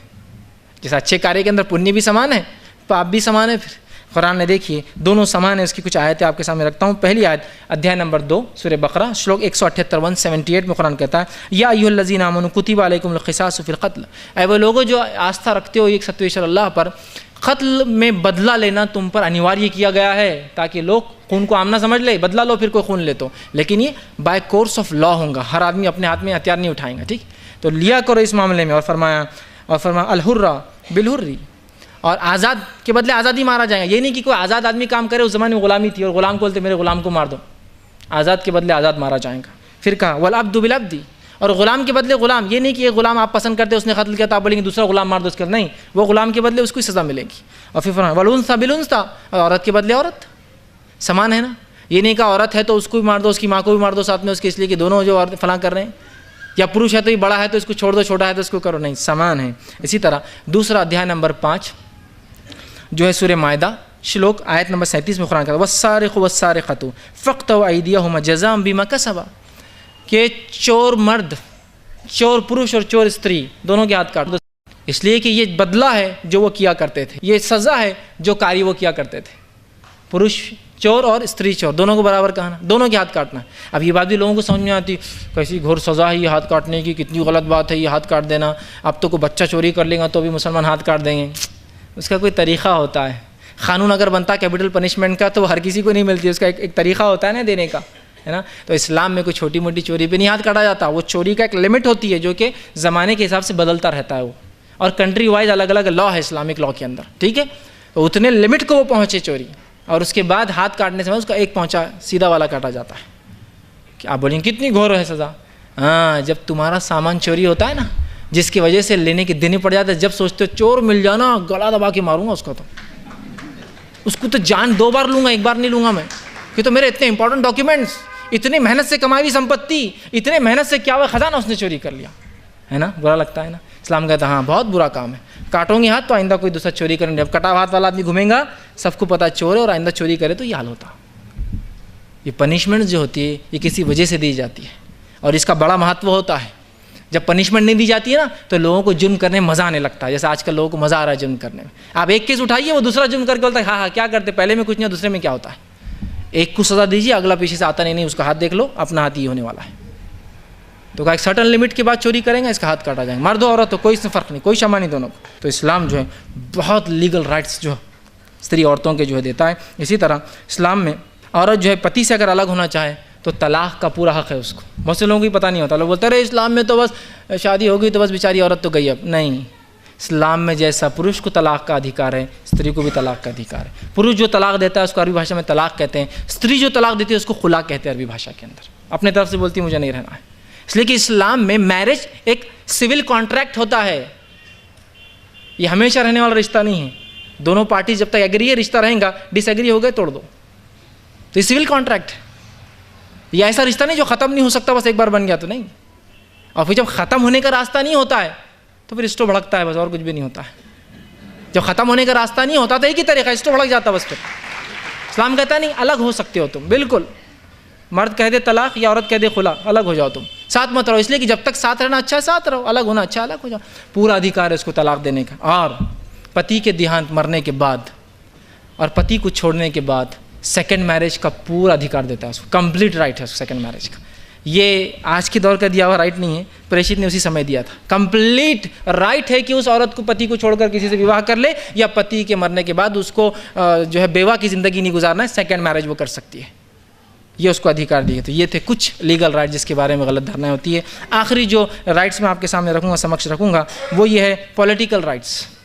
सियासी क्या अधिकार इस्लाम ने दिए, राजनीतिक क्या अधिकार इस्लाम ने दिए। सबसे पहली चीज़, कुरान का अध्याय नंबर 9 सूरह तौबा आयत नंबर श्लोक नंबर 71 में कुरान कहता है वल मोमिनून वल मोमिनाती बाज़ुहुम औलिया बाज़ यामुरून बिल मारूफ़ी व यनहौन अनिल मुनकर। आयत आम है सबके लिए। मोमिन मर्द और मोमिन औरतें, आस्थावान मर्द और आस्थावान औरतें एक दूसरे के लिए जो है ये दोस्त है, वली है, खैर ख्वाह है, अच्छी बातें एक दूसरे को बताते हैं और हुक्म देते, आज्ञा देते एक दूसरे को अच्छाई करने का और रोकते एक दूसरे को बुराई के करने से। तो औरतें भी रोक सकती है और मर्द भी रोकते हैं। औरतें भी अच्छाई का हुक्म दे सकती है, मर्द भी, पुरुष भी अच्छाई का हुक्म दे सकता है, दोनों के लिए आयत कॉमन है। अब आइए, प्रेषित के समय में स्टेट ऑफ हेड जिसको कहेंगे पॉलिटिकल लीडर और रिलीजियस लीडर कॉमन एक ही आदमी हुआ करता था। आजकल दोनों अलग होते हैं, पॉलिटिकल लीडर अलग, रिलीजियस लीडर। उस समय में प्रेषित जब थे और उसके बाद भी पॉलिटिकल लीडर और रिलीजियस लीडर एक ही आदमी हुआ करता था। स्टेट का जो लीडर होता था वो उनके जो है धार्मिक गुरु भी हुआ करता था। तो प्रेषित उस हैसियत से अपने समय में आप धार्मिक गुरु भी थे और आप जो है एक पॉलिटिकल लीडर भी थे, पूरा मुस्लिम स्टेट भी आप चलाए, दोनों शख्सियत आप में थी। और उस समय कुरान कहता है सूरह मुमतहना अध्याय नंबर 60 श्लोक आयत नंबर 12 में या अय्युह नबी इज़ जाअकल मुमिनातु युबायिनका, ऐ नबी, ऐ प्रेषित, जब तुम्हारे पास मुसलमान औरतें आती है बैत देने के लिए, बैत जो होता था एक किस्म का वोट होता था कि ये आदमी को हमने मान लिया। और ये सिस्टम प्रेषित के बाद भी जारी रहा। जब प्रेषित के बाद के खलीफा जिसको कहते हैं, उनके बाद किसको चुना जाए उसके लिए दिया उसको बैत, कि आप बैत देते हैं कि मैंने इसको चुन लिया और मेरा मत इसको है। तो औरतें जब मत देने आए, आपको अपनी सलाह देने आए, तो आप कबूल किया करो। औरतों को वोट देने का अधिकार 1450 साल पहले इस्लाम ने दिया। वोट देने का अधिकार, अपना मत दे सकती हो कि हाँ मुझे ये पसंद नहीं, इसको नहीं करना, इसको राइट नहीं देना है। और प्रेषित के बाद भी औरतें ये करती रही, कार्य मत देती रही। इसी तरह इस्लाम ने औरतों को लॉ मेकिंग प्रोसेस के अंदर ड्यू पूरा हक दिया कि वो कानून साजी के अंदर पूरा अधिकार है कि वो जाकर बात कर सकती है और अगर उसकी बात सही है तो उसकी बात मानी जानी चाहिए। आपको एक वाक़या सुनाता हूँ। जो उमर इब्न ख़त्ताब रज़ी अल्लाह अन्हु, जो कि प्रेषित के बाद दूसरे नंबर पर आते हैं, खलीफा है मुसलमानों के, और खलीफा एक बहुत बड़ी पोजीशन रखता है याद रखिए इस्लाम में। ये पूरे मुसलमानों का एक लीडर होता है, याद रखिए। तो वो खलीफा थे और वो एक दिन खड़े हुए और कहा, कुछ लोगों ने आकर हे उमर, लोगों ने महर के मामले में, जो लड़कियां थी महर बहुत डिमांड कर रही थी उस समय, तो इतना डिमांड कर रही कि हमारे लड़कों की शादी नहीं हो सकती उसकी। ये तो ऐसे ही हुआ जैसे आज लोग जो है जहेज डिमांड कर रहे हैं। औरतों को इस्लाम ने अधिकार दिया तो औरतों ने उसका गलत फ़ायदा उठा लिया और इतना महर बांधने लगी कि उमर के पास लोगों ने आया, उमर ये महर बहुत हो जा रहा है, हमारे लड़के कुंवारे रह जाएंगे, शादी नहीं होंगी। तो उमर एक दिन खड़े हुए कहा, तो बड़ा मसला है ना, जैसा आजकल जहेज में लोग बिल्कुल ऐसा कर रहे हैं कि लड़की की शादी नहीं हो रही, तो तब महर में कर रही थी लड़कियाँ, अपना अधिकार का फ़ायदा उठा रही थी। तो उमर से कहा कि कुछ तुम तय कर दो, ज़रा कम लिमिट कम कर दो इसकी। तो उमर इब्न ख़त्ताब रज़ी अल्लाह अन्हु, अल्लाह उनसे राज़ी हो, उनसे खुश हो, उन्होंने एक मीटिंग बुलाई। मीटिंग में औरतें भी आई। इससे पता चलता है उनको अधिकार था तभी तो आई ना, ये नहीं कि औरत छुपके से आई, झाँक रही थी, सुन ली, नहीं, आई बैठी। उमर ने कहा, मैं सोचता हूँ ये महर के मामले में तुम बहुत ज़्यादती कर रहे हो, औरत जो है, लड़कियां बहुत ज़्यादती कर रही है, बहुत लंबे लंबे महर बांध रही, लड़कों की, पुरुषों की, लड़कों की शादी नहीं हो रही, तो मैं सोचता हूँ रकम मैं तय करके थोड़ी कम कर दूँ। तो हदीस उस रिवायत में एक अल्फाज है कि एक औरत उठी और उठ कर कहे, उमर तू कौन होता है महर की रकम तय करने वाला, जिस रकम को अल्लाह ने तय नहीं किया कुरान के अंदर। और उसने कुरान की आयत, ये श्लोक पढ़ा जो कि सूरह निसा अध्याय नंबर 4 श्लोक 20 था, वह आते ही तुम्हें इहदाहुन्ना क़िंतारन फला ताख़ुज़ू मिन्हु शैया, कि अगर तुम में से कोई महर की शक्ल में, महर के रूप में अगर ख़जाना भी दे दे तो वो वापस मत लो। तो जब अल्लाह ने ख़जाने का वो दिया कि ख़जाना दे तो वापस नहीं दे, तो तुम कौन होते हो उसको कम करने वाले और रोकने वाले और उसमें लिमिट बांधने वाले। तो उमर ने कहा, औरत सही है, उमर गलत था, औरत सही है, उमर गलत था। और फिर कहा, उमर तेरे से होशियार तो औरतें हो गई आज, उमर तेरे से होशियार तो औरतें हो गई है। मैं आपको बताता हूँ, ये एक किस्से को लीजिए, औरत ने उमर को रोका।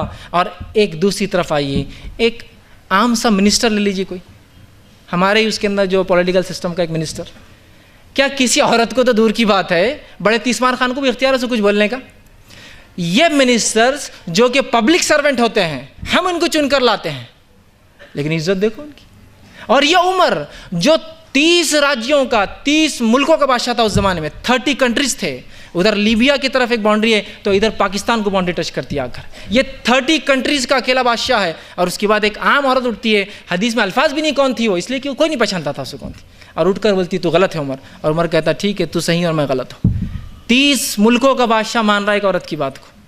यहाँ एक छोटे से मिनिस्टर को थोड़ी दूर कॉर्पोरेटर को मना लीजिए आप कोई कि तुमने गलत किया, बोलेंगे चल जा गलत किया, बड़ा है गलत और सही बोलने वाला। आप अंदाज़ा लगा रहे, एक भारतवर्ष के प्राइम मिनिस्टर को लीजिए और 30 प्राइम मिनिस्टर्स की कोई अगर एकजुट हो और उसको कोई औरत चैलेंज करे। वो औरत ने चैलेंज कर दिया एक झटके में। उमर ने कहा औरत सही, उमर गलत, पब्लिक में ऐलान कर दिया और कहा कि औरतें तो तुझसे, उमर तुझसे तो ज़्यादा होशियार तो औरतें हो गई आजकल की। कैसे अधिकार थे देख रहे, ये अधिकार दिए थे तभी तो ले रही थी आके, अपने राइट्स को मना रही थी, अपने वक्त दौर के बादशाह से मना रही थी। कैसे नहीं मानेगा कि तो बादशाह भी तो पब्लिक सर्वेंट होता है। ये अलग बात है, बात नहीं होती। इस्लामी खिलाफत ये बादशाहत नहीं होती है। इस्लामी खिलाफत का अर्थ होता है कि वो पब्लिक सर्वेंट होता है, और पब्लिक सर्वेंट का काम है सुने पब्लिक की। तो उमर ने सुना तो उनको कानून साजी में हक़ था, तभी तो आकर उस औरत ने कहा। इसी तरह जो है मुसलमान औरतें जंग में भी जाती थी। मुसलमान औरतें जंग में जाती थी। मैं कब की बात कर रहा हूँ? आज से 1500 वर्ष पूर्व की बात कर रहा हूँ। ये वो समय जब औरतों को अधिकार नहीं मिल रहे थे, जंग में जाती थी, और बल्कि वो जंग में लड़ भी सकती थी। जबकि ये अधिकार पश्चिम में जो है अमेरिका ने 1976 में दिया कि औरतें जंग में जाके लड़ सकती थी। 1976 में ये अधिकार मिला। 1901 में औरतों को साइड वर्क के लिए रखा गया, पहले शुरू किया गया कि वो सर्विंग में रहेंगी, इधर रहेंगी, और 1976 में वो वॉर सीधा अंदर लड़ सकती है, उसका अधिकार मिला। इस्लाम ने आज से 1450 वर्ष पूर्व कहा फौज में भी जा सकती है, चाहे तो युद्ध में भी शामिल हो सकती है, ज़रूरी नहीं है लेकिन हो सकती है। चाहे तो हो सकती है, किसी का शौक़ है कि मैं हक सत्य के लिए लड़ूँ तो जाए लड़े, अधिकार दिया। और सिर्फ इसी का नहीं बल्कि वो फौज की सिपहसालार भी बनती है, अधिकार भी उसको दिया। कब दिया? उस समय में जब औरत को जिंदा गाड़ा जाता था, परीक्षित ने उस औरत को उठाकर जो आसमान पर रख दिया ले जाकर, और उसको इतनी इज्जत कर दी दुनिया के अंदर। ये थे अधिकार जो इस्लाम ने दिए। और इसी तरह ये कुछ अधिकार थे जो सियासी अधिकार थे जो मैंने आपके सामने रखे। इससे पहले कि मैं आगे कुछ बातें रखी, बात तो ख़त्म करूँ, अपने जो स्पीच को समाप्त करूँ, मैं एक उदाहरण देना चाहता हूँ आपको। फॉर एग्जाम्पल, 2 विद्यार्थी स्टूडेंट्स हैं, एक M और एक F, एक M और एक F, मेल और फीमेल समझ लीजिए। विद्यार्थी M को मार्क्स मिले 90%, विद्यार्थी F को मार्क्स मिले 90%, 90%, 90%। तो अगर दोनों को सेम मार्क्स मिले, सेम प्रतिशत मिला 90 और 90%, तो क्या इसका अर्थ ये है कि हर पर्चे में एक जैसे अंक होंगे? 10 पर्चे हैं तो क्या 10 में दोनों के एक जैसे अंक होंगे? नहीं, इसके किसी में ज़्यादा, उसके किसी में कम, इसके किसी में ज़्यादा, इसके किसी में कम, है ना। लेकिन ओवरऑल टोटल 90%, 90%। तो इस्लाम ने भी ऐसी अधिकार दिए। आप बोलेंगे नहीं इसमें इसको इतना तो दूसरी तरफ औरत को भी किसी जगह ज़्यादा दिए, कि समझ रहे आप? तो वो डिपेंड है उनके, लेकिन ओवरऑल दोनों का परसेंटेज समझ लीजिए 90 है, तो इसका ओवरऑल दोनों बराबर है। लेकिन कुछ उनकी साइकोलॉजिकल, बायोलॉजिकल, फिजिकल, मानसिकता और उनकी जो है शारीरिकता को देख के कुछ ना कुछ आगे पीछे उनको छोड़ दी। जैसा कि मर्द को नमाज़ पढ़ना है, सारी ज़िंदगी पढ़ना है, औरतों को कुछ समय के लिए नमाज महीने में माफ़ होती है, कंसेशन दिया। उनको देखते हुए उनको ज़रूरत थी उस चीज़ की, दिया ना। आदमियों को मर्दों को नहीं दिया, पुरुषों को। तो ऐसा होता है, किसी में वो आगे, किसी में आगे। इसी तरह माँ बाप के राइट्स लीजिए, औरत को 3 दर्जा दे दिया, एकदम खटाखट मार्क्स पूरे बढ़ गए उसके, ये तो बेचारा बिल्कुल पासिंग पे आगे रुका हुआ है, हाँ 4th नंबर पे आ गया, तो यहाँ इसका अधिकार कम हो गया। लेकिन ओवरऑल जब आप चार्ट बनाएंगे दोनों के अधिकार समान निकलेंगे, इसीलिए मैंने ये जो उदाहरण दे दिया। अब आइए कुछ उदाहरण सिर्फ प्रेषित के समय में औरतों ने क्या क्या कारनामे अंजाम दिए वो देकर अपनी बात को इंशाअल्लाह जी समाप्त करूँगा। आइए कुछ उदाहरण प्रेषित के समय से लेते हैं कि औरतों ने क्या क्या किया, इन अधिकारों कैसे फ़ायदा उठाया। सबसे पहले किसान औरतें, मैंने ऐसे टाइटल हेड बांध दिए, क्या क्या औरतों ने किया। किसान औरतें, फार्मर वुमेंस। प्रेषित के समय में औरतें किसान रहती, खेती बाड़ी करती, अनाज धान्य उगाती और ख़ुद भी खाती और उसको बेचकर भी आती बाज़ार में। ये बात मैं इसलिए मैंने रखा हूँ, इसलिए कि आप बोलेंगे ये तो काम करने का मामला है, तो किसी को भी आप बता रहे हैं। देखिए ये मैं बात कर रहा हूँ, आज भी ऐसे लोग हैं जो किसी चीज़ के लगाने में औरत को नहीं आने देते हैं, लगाने के बाद तोड़ने आ सकती है, वो मनु समझते हैं उसको आना। औरत ख़त्म आ गया तो फसल अच्छी नहीं आएंगी, तो वो कहते तोड़ने आ सकती है, लगाने नहीं आ सकती है। इस्लाम कह रहा लगा सकती है। प्रेषित के समय में एक औरत थी, जिसके बारे में आता सहल बिन साद, एक पुरुष है, वो कहते हैं कि प्रेषित इस समय एक औरत थी जो खेती बाड़ी करती, कुछ चीज़ें उगाती, लाकर हमको देती, प्रेषित भी खाते और हम भी खाते उस चीज़ को। इसी तरह अस्मा बिनत अबी बकर, ये जो अबू बकर जो मुसलमानों के दूसरे खलीफा थे और प्रेषित के बहुत जो है ये एक दोस्त थे, तो जो है उनकी बेटी जो है खुद खेती करती, जो प्रेषित ने उनको दी थी, अनाज को उगाती, काट कर लाती और बाज़ार में बेच कर आती, ये वो खुद करती थी। सेकंड जो है उद्योगपति औरतें, इंडस्ट्रियलिस्ट वुमेन। प्रेषित के समय में औरतें सिर्फ बिजनेस नहीं करती, बड़े बड़े बिजनेस करती, इंडस्ट्रियलिस्ट थी वो।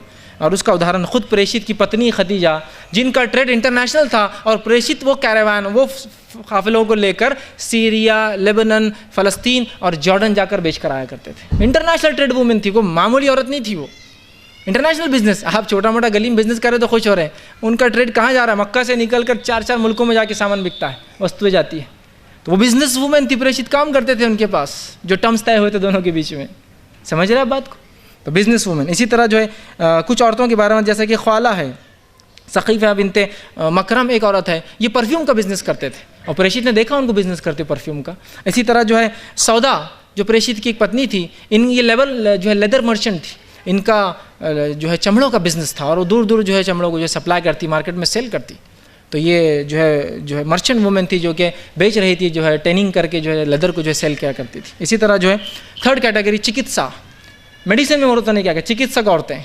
प्रेषित के समय में औरतें चिकित्सा में इतने आगे थी कि वो सर्जरी किया करती थी, और सर्जरी के अंदर ये आता है कि कुछ लोगों की जंगों में नाकें कट जाती, तो इवन वो सर्जरी करके नाकें जुड़ाया करती थी, हड्डियाँ निकल जाती जुड़ाती थी, बड़े बड़े घाव लग जाते थे जंगों में या लोग गिर जाते थे, औरतों के पास आते थे, चिकित्सा होती थी, प्रेषित के सामने हुआ, प्रेषित खामोश रहे, ये नहीं कहा कि अरे ये तो औरत है, औरत ज़्यादा हाथ नहीं लगा सकती किसी को, ये फलां। और मर्द आते थे, सहाबा आते थे अनुयायी, और उनसे इलाज करा के जाते थे। चिकित्सा में इतनी आगे थी औरतें। और इसके ताल्लुक से कुछ औरतें जो है, जैसा रुफैदा असलमिया, उम्मे मुता, उम्मे कब्शा, उम्मे अतिया, उम्मे सुलैम, और कई औरतों के नाम आते जो चिकित्सा में इतनी होती कि जंगों में साथ जाती, पीछे रहती और फर्स्ट एड देती और लोगों का इलाज करती थी पीछे जो लोग जख्मी और घायल आते थे, चिकित्सा में जो इतनी आगे। इसी तरह जो है राजनीति में औरतों ने क्या किया, मुसलमान, बहुत से लोग होते राजनीति में तो तुम कहीं भी नहीं दिखते, राजनीति मुसलमान औरतें ने, वैसे तो अभी मर्द ही नहीं दिखते तो औरतें कहाँ से दिखेंगी, तो यहाँ तो मसला ये है, जहाँ होती है वहाँ की बात करेंगे हम, ठीक। तो फिर राजनीति में औरतों ने क्या क्या किया, देखिए आइए राजनीति में औरतों ने क्या किया प्रेषित के समय में। उम्मे सलमा, ये प्रेषित की पत्नी थी, और एक बार जब प्रेषित अपने अनुयायियों के साथ हज उम्रे के लिए गए थे और मक्का के वासी उन्होंने आने नहीं दिया, कहा तुम मदीना के हो, मक्का से तुम्हारे जंग थी, हम नहीं आने देंगे, और कहा एक जो मुआहिदा करो, एक ट्रीटी करो और अमन कायम कर लेंगे और ये साल वापस जाना। प्रेषित के अनुयायियों ने, सहाबा ने कहा हम लड़ेंगे। प्रेषित की पत्नी जो साथ में थी उम्मे सलमा, कहा हे प्रेषित, ये अमन का सौदा कर लो आप, ये हुदैबिया एक मुकाम पे हुआ, कहा साइन कर लो इसको, ये शर्त मान लो आप इनकी। सारे जो है सहाबा खिलाफ थे, लेकिन प्रेषित ने कहा ये राय अच्छी लगती है सौदा, और आपने अगर वो अमन का पैगाम मान लिया और वो मुआहिदा हो गया। हालांकि सारे सहाबा नाराज, 1500 सहाबा नाराज थे उससे, 1500 मर्दों के पुरुषों के खिलाफ एक स्त्री की बात मानी गई, चूँकि वह होशियारी बात कर रही थी, वैसी बात कर रही थी जो लॉजिकल थी उसके पीछे, कि अमन कायम होगा तो समाज के अंदर झगड़ा नहीं होगा तो बहुत सारे कार्य होंगे, अमन नहीं होगा तो बहुत सारे कार्य नहीं कर सकते, और प्रेषित ने साइन किया उसको। आइए दूसरा, फातिमा बिनत कैस, ये एक ऐसी औरत थी कि जब प्रेषित के बाद खलीफा चुने गए और हज़रत उमर की वफ़ात हुई, उनको शहीद किया गया, उनको मारा गया, कत्ल किया गया उनका, तो जब इनकी वफ़ात हो रही थी उन्होंने कहा 6 लोग मिलकर अगला लीडर चुनेंगे मुसलमानों का, क्योंकि मुस्लिम लीडरशिप जो है वो बर्थ से नहीं आती है, वो क्वालिटीज़ से आती है।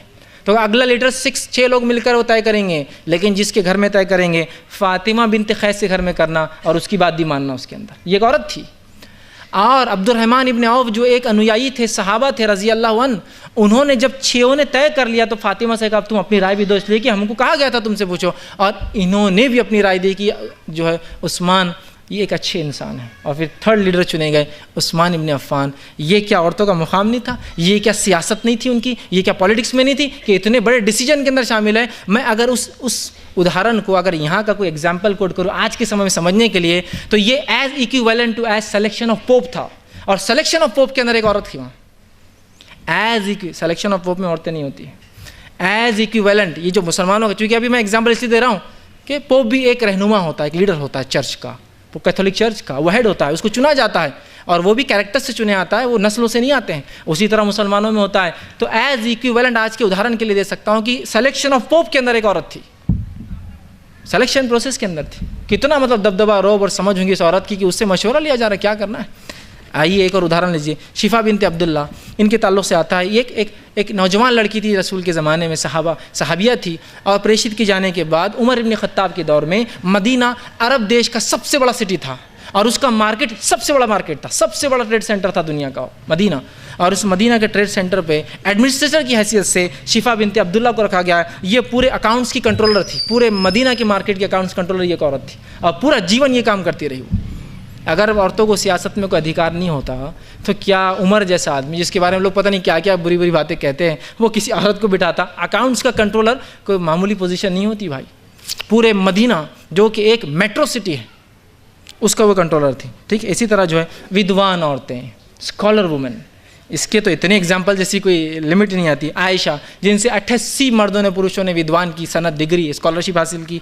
इसी तरह सफ़िया जो फ़क़िया थी, इसी तरह फ़ातिमा बिनते क़ैस, शिफा बिनते अब्दुल्ला, और कई एग्जाम्पल मैं दे सकता हूँ जहाँ पुरुषों ने आके औरतों से ज्ञान प्राप्त किया, धर्म का और विज्ञान का, और आगे लेकर उस धर्म को चले और विद्वान कहला चुकी। ये खुद विद्वान थी इसलिए दे सकी। इसी तरह जो है ज्यूरिस्ट वुमेन, न्यायाधीश, औरतों के फैसले औरतें ही सुनाया करती थी, और वो ज्यूरिस्ट में थी, जैसे कि सफ़िया है, हफ्सा है, उम्मे हबीबा है, जुवेरिया है, मैमूना है, फ़ातिमा है, उम्मे शरीक, उम्मे अतिया, अस्मा बिनते, एक लंबी फहरिस्त है जो औरतों के डिसीजन खुद औरतें लिया करती और ये डिसीजन सुनाया करती थी कि ये इसका ये है, उसका वो, इसका फैसला है।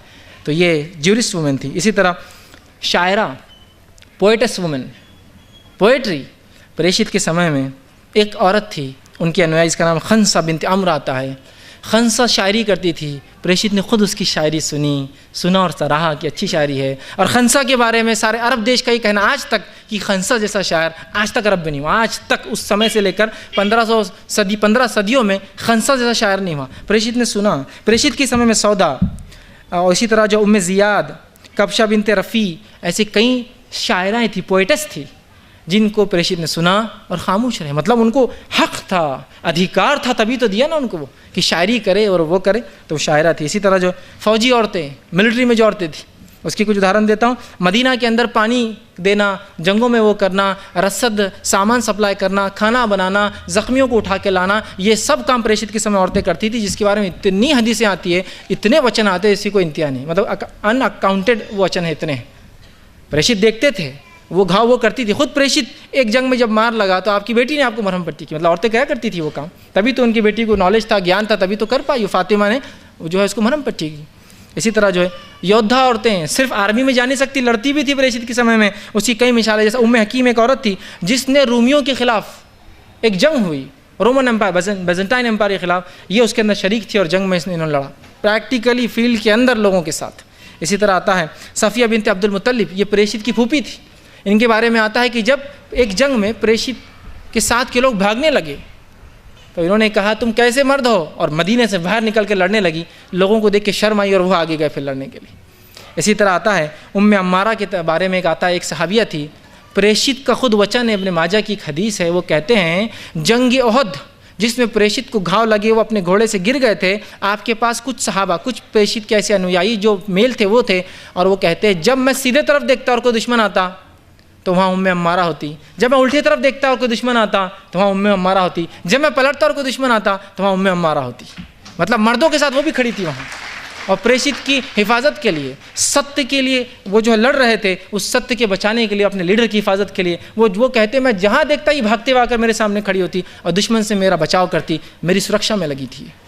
इसी तरह जो एक औरत और जो आती है उम्मे उमारा, इनके बारे में आता है कि इन्होंने कई जंगों में हिस्सा लिया, और एक जो है एक जंग में जो है इनका एक सीधा हाथ भी जो है कट गया था और ख़त्म हो गया था, निकल गया था जिस्म से। जंगों में हिस्सा लिया करती थी। इसी तरह जो ख्वाला बोल के एक सहाबिया है, ये प्रेषित की जो है मानने वाली थी, ये सहाबिया है। इनके बारे में आता है जब ये लड़ती तो एक जंग में जब इन्होंने लड़ा तो लोगों ने ये कहा, जिसमें खालिद बिन वलीद जो मुसलमानों के सबसे बड़े लीडर थे जंगों के अंदर, इनसे बड़ा कोई सूरमा जो है इस्लामी तारीख़ में नहीं गुजरा कि इनसे बड़ा कोई एडमिनिस्ट्रेटर जंगों के अंदर, इससे अच्छा सिपहसालार दुनिया ने आज तक जो है खालिद बिन वलीद जैसा नहीं देखा। जब जो है एक जंग में खालिद नहीं थे तो खाला कूद पड़ी उस जंग में, और जब लड़ी तो लोगों को ऐसा लगा कि खालिद आ गए जंग के अंदर।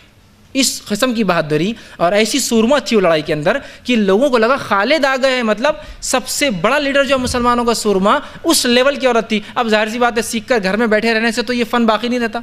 आप तो गाड़ी चलाना भी सीख कर घर में बैठ जाते तो भूल जाते हैं। ये प्रैक्टिस करती होंगी, लड़ती होंगी, तैयार होंगी जिसमें, जब ही तो कूद पड़ी है मैदान में। समझ रहे हैं बात? तो ये सिर्फ वॉरियर वुमेन्स लड़ती थी जाकर। इसी तरह सुलेख, वो औरतें कैलीग्राफी करती थी। और क्या कैलीग्राफी करती थी मालूम आपको? सुलेख ये कुरान लिखती थी अच्छे अच्छे तरीक़ों से ताकि लोग इसको पढ़े। ये वो समय था जब धार्मिक ग्रंथ को औरतों को हाथ लगाने की अनुमति नहीं थी, ये लिख लिख कर दिया करती थी। लिख रही है ये कैलीग्राफी में, लोग पढ़ रहे हैं। इसके बारे में आता सित नसीम, या अब्बासी खलीफा के दौर में एक औरत थी जो बहुत सुलेख थी, लिखती थी। इसी तरह जो है अन्नुद्दार, स्पेन की एक औरत थी जो बहुत खूबसूरत अरबी लिखती थी, जिसकी लोग कुरान पसंद करते थे। लुबना बोल के एक आता है जो अब्बासी खलीफा अल मुंतसिर की जो है सेक्रेटरी थी, और वो ऐसा कुरान लिखती है, ऐसी शायरी कि जो है लोग उससे परेशान हो जाते थे कैसी है। इसी तरह आखिरी पॉइंट मेरा जो रहेगा इसमें औरतों में, वो है शिक्षाविद, एजुकेशनिस्ट। सिर्फ एजुकेशन नहीं दे रही, एजुकेशनिस्ट समझते थोड़ा फ़र्क होता है, स्कॉलर होना और एजुकेशनिस्ट होना। एजुकेशनिस्ट वुमेन, इसके बारे में आता है आयशा रज़ी अल्लाह अन्हा, एजुकेशनिस्ट वुमेन, 88 स्कॉलर्स प्रोड्यूस की। सफ़िया रज़ी अल्लाह अन्हा, 32 स्कॉलर्स आपने पैदा किए। और एजुकेशन के अंदर आपको पता है सबसे पहली विद्यापीठ किसने डाली, यूनिवर्सिटी किसने कायम की? हाँ, ऑक्सफोर्ड या कैम्ब्रिज में से ही कोई एक होंगी। इससे हटकर तो हमारे जहन में नाम भी नहीं आते, क्योंकि पश्चिम का इतना धाग है हम पर कि कुछ हमको और दिखता ही नहीं। पट्टी लगी हुई पश्चिम की हर चीज़ के अंदर। हमारा कल्चर हम खो रहे हैं, हमारा सभ्यता हम खो रहे हैं, हम सब कुछ खो दे रहे हैं। किसने खोली पहली विद्यापीठ मालूम है आपको? ये एक औरत थी जिसका नाम था फातिमा अल फ़हरी, जो कि फेज़, मोराको का एक शहर फेज़ की रहने वाली थी। इसने पहली विद्यापीठ की बुनियाद डाली जिसका नाम था यूनिवर्सिटी ऑफ ख़रावीन, यूनिवर्सिटी ऑफ ख़रावीन। और ये यूनिवर्सिटी की ख़ास बात क्या है मालूम आपको? ये सिर्फ डाली थी, चली थी और ख़त्म हो गई थी नहीं है।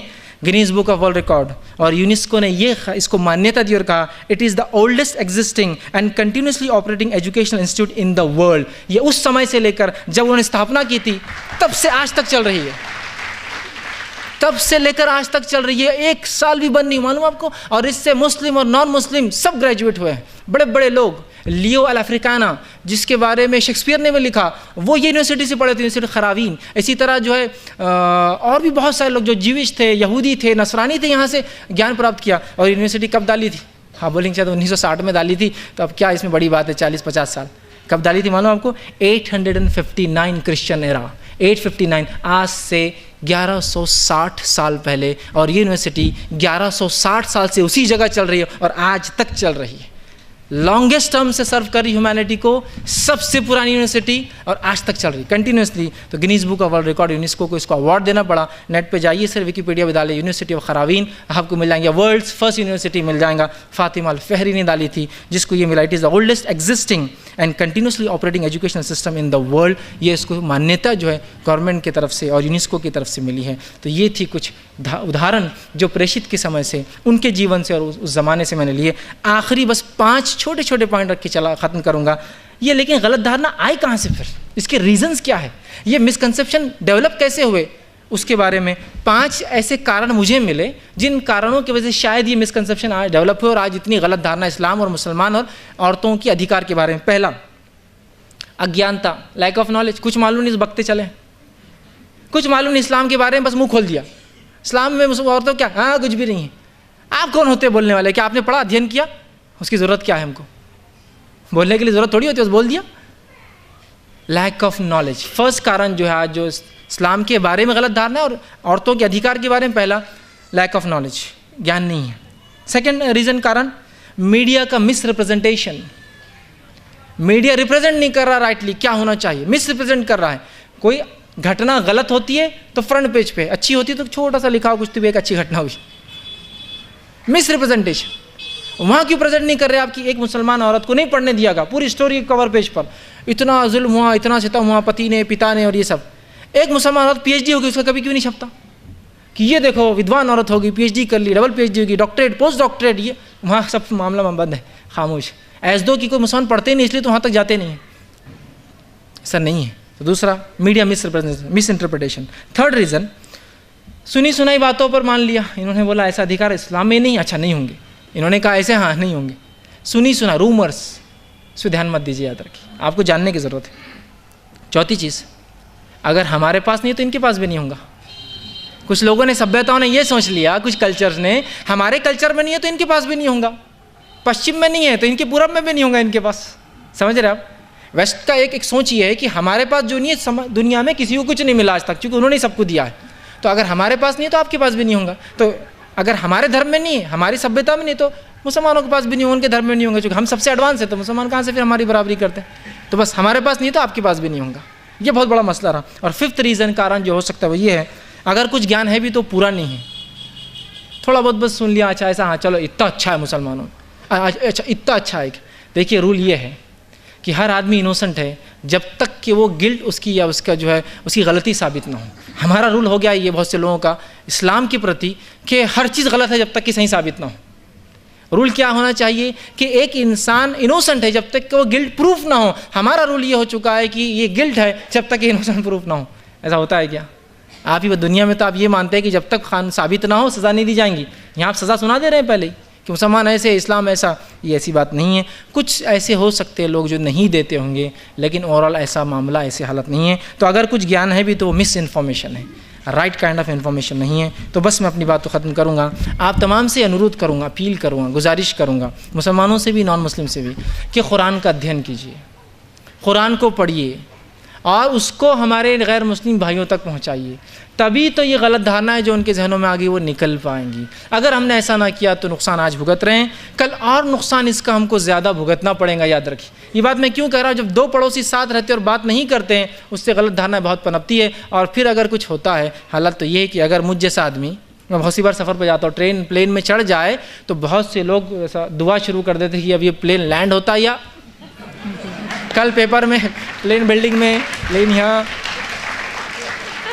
दुआ मैंने देखा हूँ, या कुछ लोग देख के अरे बाप रे, मतलब एक मुसलमान आ गया प्लेन में, फर्स्ट क्लास के अंदर मुसलमान, वो खतरनाक बात है, गलती से नहीं आ गया, गलत टिकट तो नहीं लिया उसने, क्या मामला है इसका। ये मेंटालिटी लोगों की बन चुकी है। लोग आपको कॉर्पोरेट सेक्टर में देख के बोलते हैं इनकी ज़रूरत है कि यहाँ, लेकिन क्यों आ गई है मुसलमान यहाँ, इनकी क्या नीड थी यहाँ। तो मैं कहता हूँ सबसे पहले ऐसे लोगों से कि देखो मुसलमान इस भारतवर्ष का 15% है, और अगर किसी एक व्यक्ति का 15% अंग खराब होना, उसको बनाने की ज़रूरत है। उसको ये बोलने की ज़रूरत नहीं मेरा ये हाथ पैर खराब है, हाथ पैर खराब है, इसको रिपेयर कैसे करना उसकी बात की जाए, क्योंकि तो ये अंग है, ये हिस्सा है। मुसलमान इस देश को छोड़कर जाने वाले नहीं है। जो पार्टीशन में नहीं गए, आप क्या जाएंगे? वो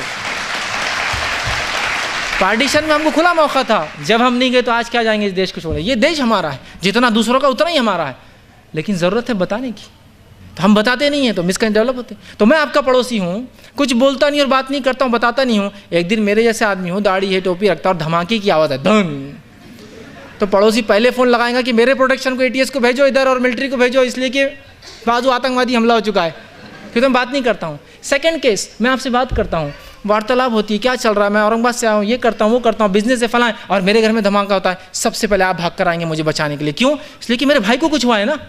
बात नहीं करने से गलत धारणाएं बढ़ती है, बात कीजिए, मुंह खोलिए। तो ये अनुरोध मैं करूँगा गैर मुस्लिमों से भी, मुसलमानों से भी, कि कुरान का अध्ययन कीजिए। और गैर मुस्लिमों के लिए अल्हम्दुलिल्लाह तमाम प्रशंसा उस ईश्वर के लिए है, हमने ये चीज़ वो की कि आज के हद तक गैर मुस्लिमों के लिए कुरान का मराठी भाषांतर, मराठी ट्रांसलेशन फ्री है। जो भी नॉन मुस्लिम भाई और बहनें यहाँ मौजूद हो, जाते वक्त ज़रूर जो है कुरान का अरबी भाषांतर ले जाएं, ताकि आप देखें तो सही वो किताब क्या कहती है। और ये किताब मुसलमानों की नहीं है, सारी मानव जाति के लिए भेजी गई किताब है, पढ़ कर देखिए। और अगर आपको फिर ऐसा मुसलमान मिले जो स्त्री के अधिकार नहीं देता, तो ये मत बोलिए कि तुम्हारे धर्म में नहीं है या इसके धर्म में नहीं है, ये कहिए कि तुझे देना पड़ेंगे, इसलिए कि तेरे धर्म में ही अधिकार है, पहले से ये है तेरे धर्म। तो ये एक अच्छा मौका है, आप ज़रूर इसका अध्ययन कीजिए। इसी पर अपनी बात को ख़त्म करूँगा। वाखिर दावाना अल्हम्दुलिल्लाहि रब्बिल आलमीन, सुब्हान रब्बिका रब्बिल इज़्ज़ति अम्मा यसिफून, व सलामुन अलल मुरसलीन, वल्हम्दुलिल्लाहि रब्बिल आलमीन।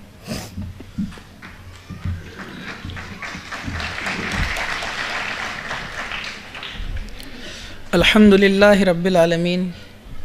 अल्हम्दुलिल्लाह, एडवोकेट फैज़ सैयद साहब ने आपके सामने बहुत ही सरल अंदाज में जो है औरतों के अधिकार के ताल्लुक़ से कुरान और सुन्नत की रोशनी में आपके सामने जो है इस सब्जेक्ट को रखा। आपने जो है मोटी मोटी बातें जैसे spiritual right, economical, social, educational, legal और पॉलिटिकल राइट्स के बारे में जो है झलकियाँ बताई। अब ज़रूरत है कि हम इसको पढ़ें। जिस तरह से उन्होंने ये बातें भी बताई कि स्त्री भ्रूण हत्या और रेपिस्ट के लिए जो पनिशमेंट है, यानी कैपिटल पनिशमेंट देना चाहिए, इसके ताल्लुक़ से अभी हमारी गवर्नमेंट सोच रही है, जबकि 1400 वर्ष पूर्व जो है इस्लाम ने ये पनिशमेंट को लागू कर दिया है। मतलब ये कोई आउटडेटेड लॉ नहीं है, ये इंसानियत के लिए, मानवता के लिए और ये ईश्वर का बनाया हुआ कानून है जो गलत नहीं हो सकता। तो अल्हम्दुलिल्लाह आपने बहुत ही आसान और सरल अंदाज में आपके सामने बात रखी।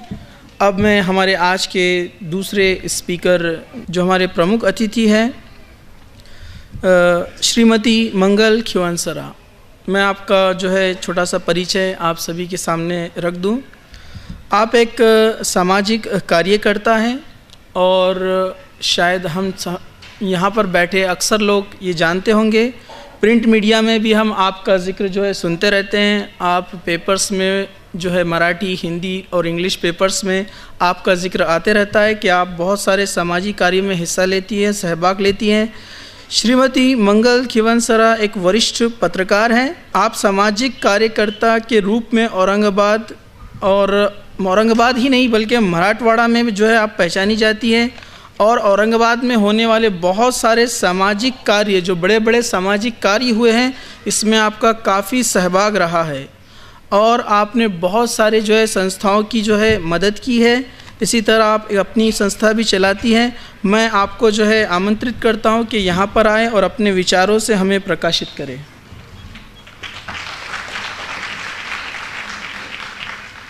सबको मेरा नमस्ते है। इस्लामिक रिसर्च सेंटर का सबसे पहले मैं शुक्रिया अदा करना चाहती हूँ, क्योंकि विषय जो है और उसके बारे में जो बातें हम कर रहे हैं, औरंगाबाद सिटी में ये हो रहा है, इसके लिए भी शुक्रिया अदा करना चाहती हूँ, क्योंकि विषय जो है वो हमारे लिए भी थोड़ा सा कॉम्प्लिकेटेड था। मैं सामाजिक कार्यकर्ता हूँ, मगर कुछ ऐसे किस्से मैं आपको बताना चाहती हूँ, क्योंकि समाज में जब हम जाते हैं, अलग अलग जाति में जाते हैं, अलग अलग धर्म में जाते हैं, तो कैसी बातें होती है। मुस्लिम के बारे में क्या बोला जाता है, दलित के बारे में क्या बोला जाता है, आदिवासियों के बारे में क्या बोला जाता है, महिलाओं के बारे में क्या बोला जाता है। एक 15 दिन पहले मेरी सहेली मुझे मिली थी। वो बोली, मराठी में उसने ऐसा बोला, माझ्या मुलीला मी पूर्ण स्वातंत्र्य दिलेला आहे। तो मैंने उसको पूछा इसका मतलब क्या है। तो उसने आगे बोला कि आप इतनी पढ़ी लिखी है, आपको जो भी जाति धर्म का जीवन साथी चुनना है वो चुनने का पूरा अधिकार है, मगर दलित नहीं चुनना और मुस्लिम नहीं चुनना। तो इसका मतलब क्या हुआ? सब हिंदू अच्छे हैं? बिल्कुल नहीं है। सब जैन अच्छे हैं? बिल्कुल नहीं है। सब क्रिश्चियन अच्छे हैं? बिल्कुल नहीं है। सब धर्म में कुछ लोग बुरे होते हैं, इसका मतलब धर्म बुरा नहीं है। जो हिंदू की बात करते हैं उनमें बुराइयां नहीं है क्या? है। बहुत अच्छा, कुछ हमारे विचार बहुत मिलते जुलते हैं। मैं ये बोलना चाहती हूँ, मैं दहेज के खिलाफ हूँ, मैं भ्रूण हत्या के खिलाफ हूँ, औरतों के होने वाले अत्याचार के खिलाफ हूँ। समाज में जो भी बुरा है उसके खिलाफ मैं हूँ, आप भी उसके खिलाफ है। इसलिए एडवोकेट साहब ने जो दहेज की बात की, दहेज नहीं मिला इसीलिए औरतों को जलाकर मारना, लड़कियां ही पैदा होती है, लड़का नहीं होता है, इसीलिए उसका कत्ल करना, ये नहीं है धर्म में। सब धर्म ग्रंथ अच्छे हैं। भगवान गौतम बुद्ध ने जो धम्म दिया वो भी अच्छा है। भगवान महावीर ने जो जैन धर्म दिया वो भी अच्छा है। गुरु नानक साहब ने जो दिया वो भी अच्छा है, और मोहम्मद पैगंबर साहब ने जो दिया वो भी अच्छा है। मगर उसमें से जो अच्छा है उसका अनुकरण हम कितना करते हैं, इसके ऊपर पूरे समाज का एक चेहरा सामने आता है। इसका मतलब ऐसा नहीं है। भाई साहब ने आखिरी में जो बोला उसके ऊपर मैं आती हूँ, क्योंकि हम बहुत अज्ञानी हैं, हमें मालूम नहीं है क्या है मुस्लिम, कैसे गुजारा करते हैं, कैसे रहते हैं, कितने लोग कमाते हैं, कितने लोग खाने वाले हैं, ये हमको मालूम नहीं है। मैं वैजापुर में थी मैडम, और वैजापुर में और औरंगाबाद में पहले बीड़ी कारखाने बहुत थे। बीड़ी बनाने का काम ज़्यादातर मुस्लिम लोग करते थे। वैजापुर में मैंने बीड़ी बनाने वाली औरतों का संगठन किया था। चोरी उधर बिल्कुल नहीं होती थी। 100 बीड़ी बनी तो 100 का ही बंडल बनता था, 50 बनी तो 50 का ही बनता था। एक भी बीड़ी उसमें से हमारी मुस्लिम महिला लेके नहीं जाती थी या बाजू में एक पत्ता भी नहीं निकाल के रखती थी, मगर मेरी कुछ बहनें उसमें से पत्ते निकाल के रखती थी। तो हम बोलते थे कि चोर कौन है? अब जो गलत है वो गलत, जो सही है वो सही। तो हमारी यूनियन थी और यूनियन में हमने बाद में ऐसा बोला कि हम गलत रास्ते से चल रहे हैं, मगर हमारी फातिमा भी अच्छे रास्ते पे चल रही, तो हम उसके रास्ते पे चलेंगे। और वैजापुर में हमने उनका नेतृत्व मान्य किया था बीड़ी कामगार संगठन में। उसका भी नाम फातिमा ही था। फातिमा का बहुत बड़ा रेफरेंस है फातिमा बी का। महात्मा ज्योतिबा फुले और सावित्रीबाई फुले ने स्कूल निकाला, वो स्कूल में भी फातिमा भी थी। और महात्मा ज्योतिबा फुले और सावित्रीबाई जी को पूरा सपोर्ट करने का काम उस टाइम फातिमा जी ने किया था। इतना ही नहीं तो उस समय 1 मई 1849 में उस्मान शेख साहब थे, उन्होंने ऐसा कहा महात्मा ज्योतिबा फुले और सावित्रीबाई फुले को कि मेरा बहुत बड़ा घर है, उसमें आप प्राउड लोगों के लिए भी स्कूल खोल सकते हैं। और उन्होंने परमिशन दी स्कूल खोलने के लिए। उसमें लेडीज़ और जेंट्स दोनों भी प्राउड उस टाइम जाते थे 1849 में। उसका जिक्र हिस्ट्री में कहीं भी नहीं है, क्योंकि अच्छे काम हिस्ट्री में आते ही नहीं हैं। जो अच्छा करता है उसका बहुत देरी से आता है, क्योंकि हिस्ट्री लिखने वाले अज्ञानी है ना। थोड़ा सा दिखता है उसके ऊपर चले जाते हैं और उसके ऊपर निष्कर्ष निकालते हैं। उसको वो संशोधन बोलते हैं, उसको वो रिसर्च बोलते हैं। वो रिसर्च गलत होता है। यानी 10 फैमिली का स्टडी करेंगे और करोड़ों लोगों को वो निष्कर्ष लगाएंगे, नहीं चलेगा। तो इसीलिए मेरा मानना यह है कि भाई साहब ने कुरान शरीफ में जो भी दिए हैं अधिकार, वो अधिकारों की बात की। हमारे देश का संविधान क्या बोलता है? संविधान में भी ये सब बातें हैं। डॉक्टर बाबा साहब आम्बेडकर जी ने बौद्ध धर्म स्वीकारने से पहले पूरे धर्मों का अभ्यास किया था। उसमें कुरान का भी अभ्यास किया था, गुरु नानक जी ने लिखा हुआ उसका भी अभ्यास किया था, यीशु ख्रिस्त और उसके जो तत्वज्ञान है क्रिश्चियन के उसका भी अभ्यास किया था। और यदि आप कानून देखते हैं, संविधान देखते हैं, तो उसमें धर्म का पालन करने का भी अधिकार हमें है। एक संविधान है, उसमें एक प्रावधान लिखा है। उसमें क्यों लिखा है? क्योंकि भारत देश में रहने वाले पूरे लोग एक धर्म के नहीं हैं, अलग अलग जाति धर्म के हैं। उनके धर्म का सम्मान करने का पूरा अधिकार है। तो इसीलिए डॉक्टर बाबा साहब आम्बेडकर जी ने जो संविधान लिखा और वो संविधान ने हमें हमारा धर्म का इज्जत करना, सम्मान करना, वो भी उसमें राइट दिया है। ये मुझे ऐसा लगता है कि डॉक्टर बाबा साहब आम्बेडकर जी ने सच में धर्म को समझा है, बाकी लोग समझ नहीं सकते हैं। और इसीलिए 2-3 बातों का मैं जिक्र करती हूँ। मैडम एडवोकेट है, अभी उन्होंने 2-3 उदाहरण दिए, मगर महिलाओं के लिए फ़िलहाल मैं गलत नहीं हूँ तो 63 कानून है अलग अलग। 63 हमारे लिए कायदे हैं। और अभी दिल्ली का जो सामूहिक बलात्कार का निर्भया के साथ का जो केस हुआ, उसके बाद और भी कानून नए बने हैं। कुछ कानून में सुधार आए हैं, कुछ कानून में कुछ थोड़ा थोड़ा बदल किया है। वो कानून को मैं इसमें नहीं मिलाती हूँ। इतने कानून हैं, इतने गुने हो रहे हैं, तो भी क्या फ़र्क पड़ रहा है? जब तक हम हमारा आवाज़ उधर तक पहुंचाते नहीं हैं, तब तक कुछ होता नहीं है। कानून है, कानूनी व्यवस्था है, सब है, मगर क्यों नहीं होता है? तो इसका मतलब ऐसा है कि करना ही नहीं है। मैडम, आपने जो पहला उदाहरण दिया उसमें करना ही नहीं है। पूर्वग्रह दूषित हम बहुत है। मुस्लिम का केस आता है तो कोर्ट में आप भी अभी कभी भी डिस्ट्रिक्ट कोर्ट में जाओ, हाई कोर्ट में जाओ, बहुत रश रहती है वहाँ पे, क्योंकि हमें सुनना है क्या चल रहा है, क्या नाही चल रहा है। और हम अगदी बिलकुल मराठीत मी तुम्हाला सांगते की आमची एक मैत्रीण परवा असं म्हणत होती की अगो त्यांचे लहान मुलं असले तरी आरेला कारे म्हणतात लगेच। क्यों नहीं बोलेंगे? आप उनको मारेंगे तो वो मारेंगे आपको। ऐसा थोड़ी है। महात्मा गांधी जी ने जो बोला है, यदि कोई आपको इधर मारता है तो ये भी गाल आगे करो, अभी वो जमाना नहीं है। क्यों मार खाएंगे? हम भी नहीं खाएंगे, आप भी नहीं खाएंगे, कोई नहीं खाएगा। गाली देगा, उसका उत्तर कैसा देना कैसा नहीं उसको समझ आता है। यदि वो ऐसा बोलता है, आपने गाली दी, गाली मत दे दो, अच्छा नहीं है, ऐसा कोई बोल सकता है। दूसरा बोलता है कि आपने गाली दी, अच्छी बात नहीं है, अगली बार दी तो मैं भी दूंगा। और तीसरा ऐसा बोलता है, तुरंत गाली दे के जवाब देता है। ये प्रवृत्तियां हैं हमारी। तो ये प्रवृत्तियां एक धर्म का बात नहीं है, हर धर्म में ये प्रवृत्तियां है। हिंदू धर्म का एक उदाहरण मैं आपको देती हूँ। होली रहती है हमारे यहाँ, रंग खेलते हैं, तब तो माँ बहनों की इज्जत रास्ते पे लाते हैं, शराब पीते हैं, गाली गलौज करते हैं। हम उसके भी खिलाफ है। हम ये नहीं बोलते कि हिंदुओं में जो गलत है वो गलत है, जो सही है वो सही है। जहाँ भी जो गलत है उसका प्रतिकार करना चाहिए। तो इसीलिए हम हिंदुओं का जो भी है, क्योंकि हमें पूरा हक है।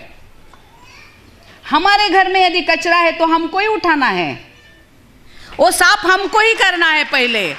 हम किसी को ऐसा नहीं बोल सकते कि भाई साहब आप आओ और हमारे घर का कचरा उठा के लेके जाओ, या हमारे घर में गंदगी है वो आप साफ करो, हमको साफ करनी है। तो आपने जो बातें बताई 101% सही बातें हैं। अमल की जब बात आती है तो कुछ लोग ऐसे रहते हैं, नहीं समझ सकते हैं। और मैडम ने जो बोला है वो थोड़ा सा औरतों के जो अधिकार है उनको मालूम नहीं है। मैं एक छोटी सी बात आपको बताती हूँ कि अपने औरंगाबाद शहर में 13 पुलिस स्टेशंस है कमिश्नर के हद में। तो 13 पुलिस स्टेशन की एक समिति बनाई जाती है और 13 पुलिस स्टेशन में अलग अलग केसेस आते हैं। उसमें ज़्यादातर दलित और मुस्लिम महिलाओं की केसेस आती है। और हम जब बात करते हैं तो यदि समझदार नहीं रही वो लेडी काम करने वाली, तो वो बोलते हैं आपके इसमें क्या है, तलाक बोल दो, बात खत्म हो गई, काय को है इधर। इतना आसान नहीं है। हम भी समझ नहीं सकते हैं कि कुरान क्या है, मुस्लिम धर्म क्या है, उसमें क्या अच्छा है क्या नहीं, हमें भी नहीं समझाए तो हमें बोलने का हक भी नहीं है। जैसे कि मैडम ने बोला पहले स्टडी करना चाहिए बाद में बोलना चाहिए, वही हिसाब से मेरा सब ये कारोबार चलता है। इसीलिए पहले स्टडी करनी चाहिए, बाद में बोलना चाहिए। आपने धार्मिक अधिकार के बारे में बोला, आर्थिक अधिकार के बारे में बोला। अभी कानून बना है अपना 64 साल के बाद स्वतंत्रता के, अभी संपत्ति में दोनों का समान बराबरी का हिस्सा है, ये राइट अभी बना है। डॉक्टर बाबा साहब आम्बेडकर जी ने तभी बनाया था, मगर बाबा साहब आम्बेडकर नहीं थे, वो दलित थे, इसीलिए बाबा साहब ने जो बनाया वो नहीं माना। और अभी बाबा साहब ने जो बनाया वो टुकड़े टुकड़े में लेके आ रहे और एक नया कानून हम बना रहे, ऐसा दिखा रहे। ये गलत बात है। जिसका बड़प्पन है उसको देना चाहिए, जो अच्छा है उसको अच्छा ही कहना चाहिए, मगर ये कहते नहीं है। दूसरी बात यह है संपत्ति पे अधिकार है, मालकी है, आज भी बहुत सारे धर्म में ये नहीं है।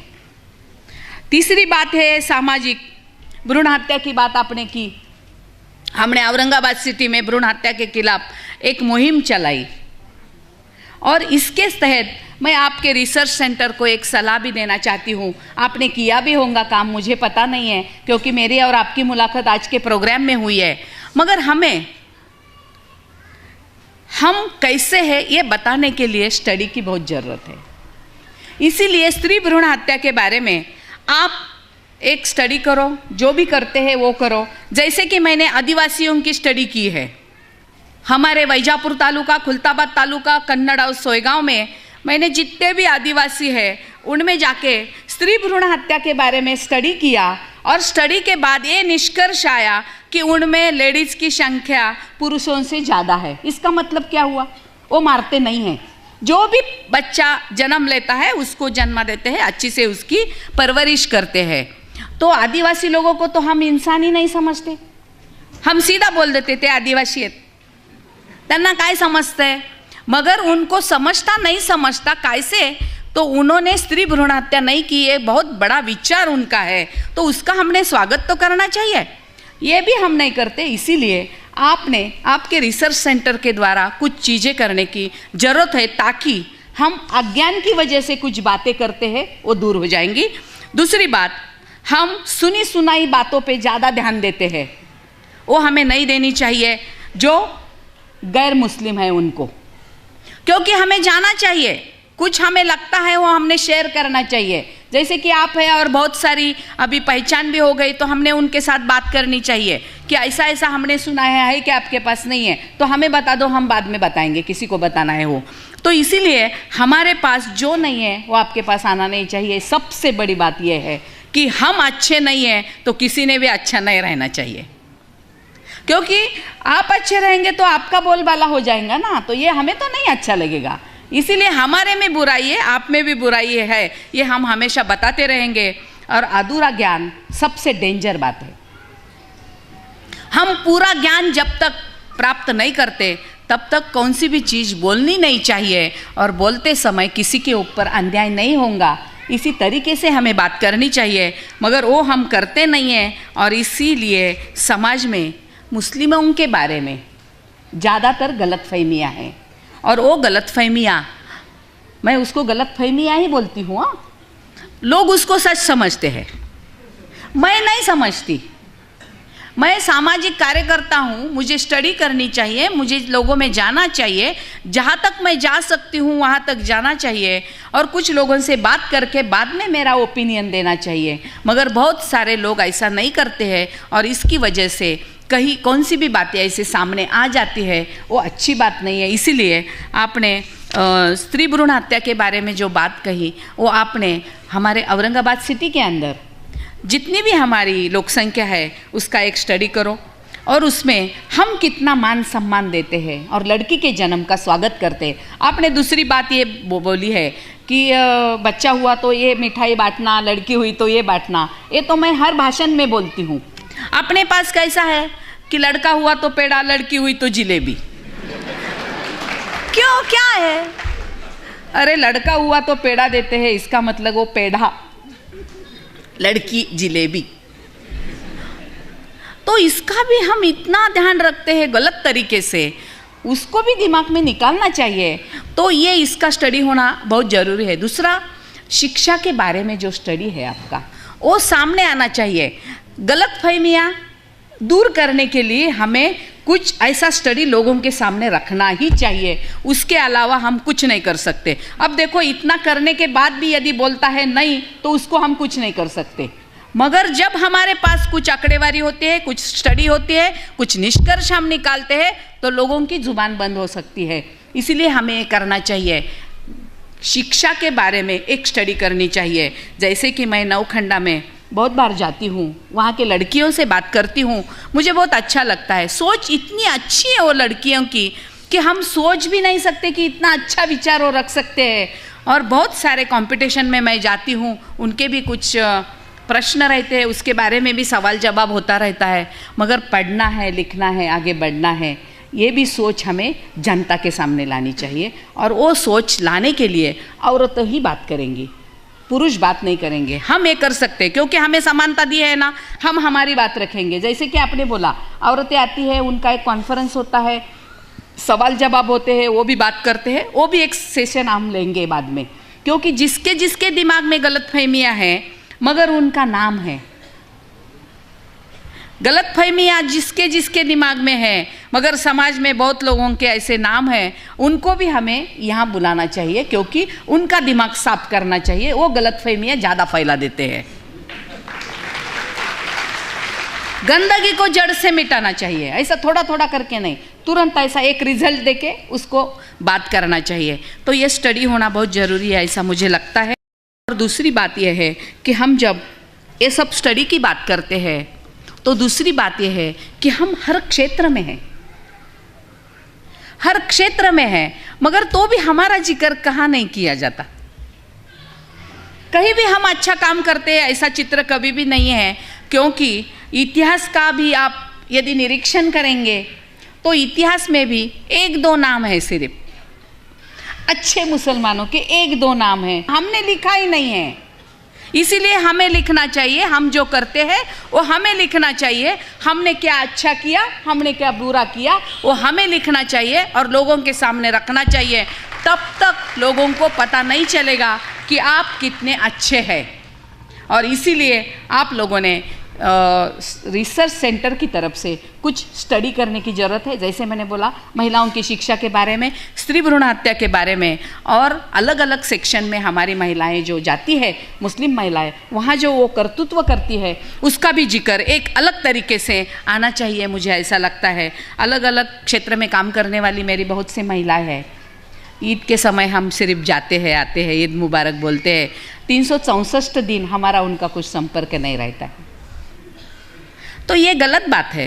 तो हमने सबके साथ दोस्ती बनाए रखनी चाहिए, और एक दिन के बजाय हम और ज़्यादा दिन कैसे मिल सकते हैं, दोस्ती कैसे बढ़ा सकते हैं, और एक विषय को लेके हम डिस्कशन कैसे कर सकते हैं, वो भी देखना चाहिए। और दूसरी बात यह है कि औरंगाबाद शहर में अलग अलग महिला संगठन है, अलग अलग महिलाओं के प्रोग्राम रहते हैं, अलग अलग सामाजिक उपक्रम होते हैं, उसमें आपने हिस्सा लेना चाहिए, ताकि लोगों को भी समझ में आएगा कि आप है कुछ तो भी रिसर्च सेंटर वाले, कुछ तो अच्छा काम कर रहे हैं, अच्छी भूमिका निभा रहे हैं, लोगों को आज तक मालूम नहीं है। तो आगे चल के यदि आप हर क्षेत्र में ये योगदान देंगे तो सबको समझ में भी आएगा कि मुस्लिम रिसर्च सेंटर का भी बहुत बड़ा एक योगदान है, और महिलाओं के अधिकारों के बारे में बहुत बड़ा काम वो रिसर्च सेंटर कर रही है। उसका प्रमाण कुरान क्यों न हो, मगर अच्छा काम कर रही है। जैसे कि हर एक का एक धर्म का पालन रहता है, हर एक का एक पोथी पुराण रहता है, उसके हिसाब से वो चलते हैं। आप भी चलो, हमारा उसमें कोई विरोध रहने का सवाल नहीं है, मगर आपका जो स्टडी है, आपका जो अच्छा काम है, वो सब जनता के सामने आना चाहिए। इसीलिए आना चाहिए क्योंकि हमें उनको ऐसा नहीं बोलना है कि आप गलत सोचते हैं और हम आपको समझाने के लिए आए हैं, बिल्कुल नहीं। हम कर रहे हैं, सिर्फ आपको बताने के लिए आ रहे हैं। यदि आपको मानना है तो मानो, नहीं माने तो कोई प्रॉब्लम नहीं है, मगर सिर्फ ये बोल के आपको करना चाहिए। आज ये सब बातें बोलने के लिए आपने मुझे यहाँ निमंत्रित किया। वैसे तो आपने जो समानता और इक्वालिटी की बात की, तो स्टेज पे हम 4 हैं, आप अकेले ही हमारे लाइन में थे, ये भाई साहब पीछे बैठे थे। तो इक्वालिटी की जब बात आती है ना भैया, तो वो दिखती भी है। तो इसीलिए ज़्यादा कुछ बोलने की ज़रूरत नहीं है, ऐसा मुझे लगता है। इस्लामिक रिसर्च सेंटर बहुत अच्छा काम कर रहा है, आगे भी अच्छा काम होगा ही, उसमें कोई शक लेने की आवश्यकता नहीं है। मगर इतना मैं बोलती हूँ, कभी भी आपके यहाँ कुछ भी प्रोग्राम रहा, कुछ रहा, मैं तो आपके अभी इसके ऊपर जाऊंगी, वेबसाइट के ऊपर, और जो कुछ भी आप कर रहे हैं उसमें हिस्सा और भागीदारी जितनी भी मुझे लेना जमता है उतना तो मैं आराम से और आसानी से लूँगी। और मेरी जितनी भी सहेलियाँ हैं जो पूर्वग्रह दूषित है, अज्ञान की वजह से हो, पूरी मालूमात की वजह से हो, उसको भी पूरी जानकारी देने की मैं बार बार कोशिश करती हूँ। उनको भी समझाती हूँ कि दलित सब बुरे नहीं हैं, मुस्लिम अच्छे हैं, हिंदू सब अच्छे नहीं हैं, ये भी हमें समझ लेना चाहिए। और ऐसा मैं बार बार बोलती, मैं ऐसा मराठी में एक म्हण आहे, तुम्हाला मराठी समजत असेल औरंगाबादच्या लोकांना, एक म्हण आहे, ताकाला जाऊन भांडण नाही लपवायचं। जो झूठ है वो बुरा है, वो बुरा बोलना ही चाहिए, उसका क्या परिणाम होगा वो बाद में सोचेंगे अपन। मेरा काम करने का तरीका अलग है, अलग मेरी सोच है, मेरी खुद की एक स्टडी है, कुछ अभ्यास मैं करती हूँ, रिसर्च करती हूँ छोटे मोटे, और उसकी बल के ऊपर मैं थोड़ा सा एक कुछ मुद्दे मांडने की कोशिश करती हूँ। हिम्मत बहुत है, और वही हिम्मत मुझ में पूरे धर्म में जो भी अच्छा दिया है, वो मुस्लिम धर्म हो, क्रिश्चियन धर्म हो, जैन धर्म हो, बुद्ध धर्म हो या गुरु नानक जी का धर्म हो, उसमें जो अच्छी चीज़ें हैं वो मैंने पूरी मेरे अंदर डालने की पूरी कोशिश मैं करती हूँ। और जितना अच्छा बनना है उतना अच्छा बनने की कोशिश करती हूँ।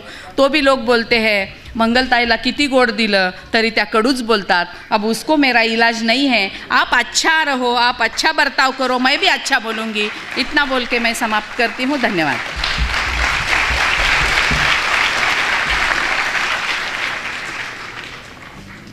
मैं इस कार्यक्रम के समाप्त करने से पहले जो है हमारे IRC के मेंबर शेख मोइन को जो है आमंत्रित करता हूं कि वो यहाँ पर आए और वोट ऑफ थैंक करें।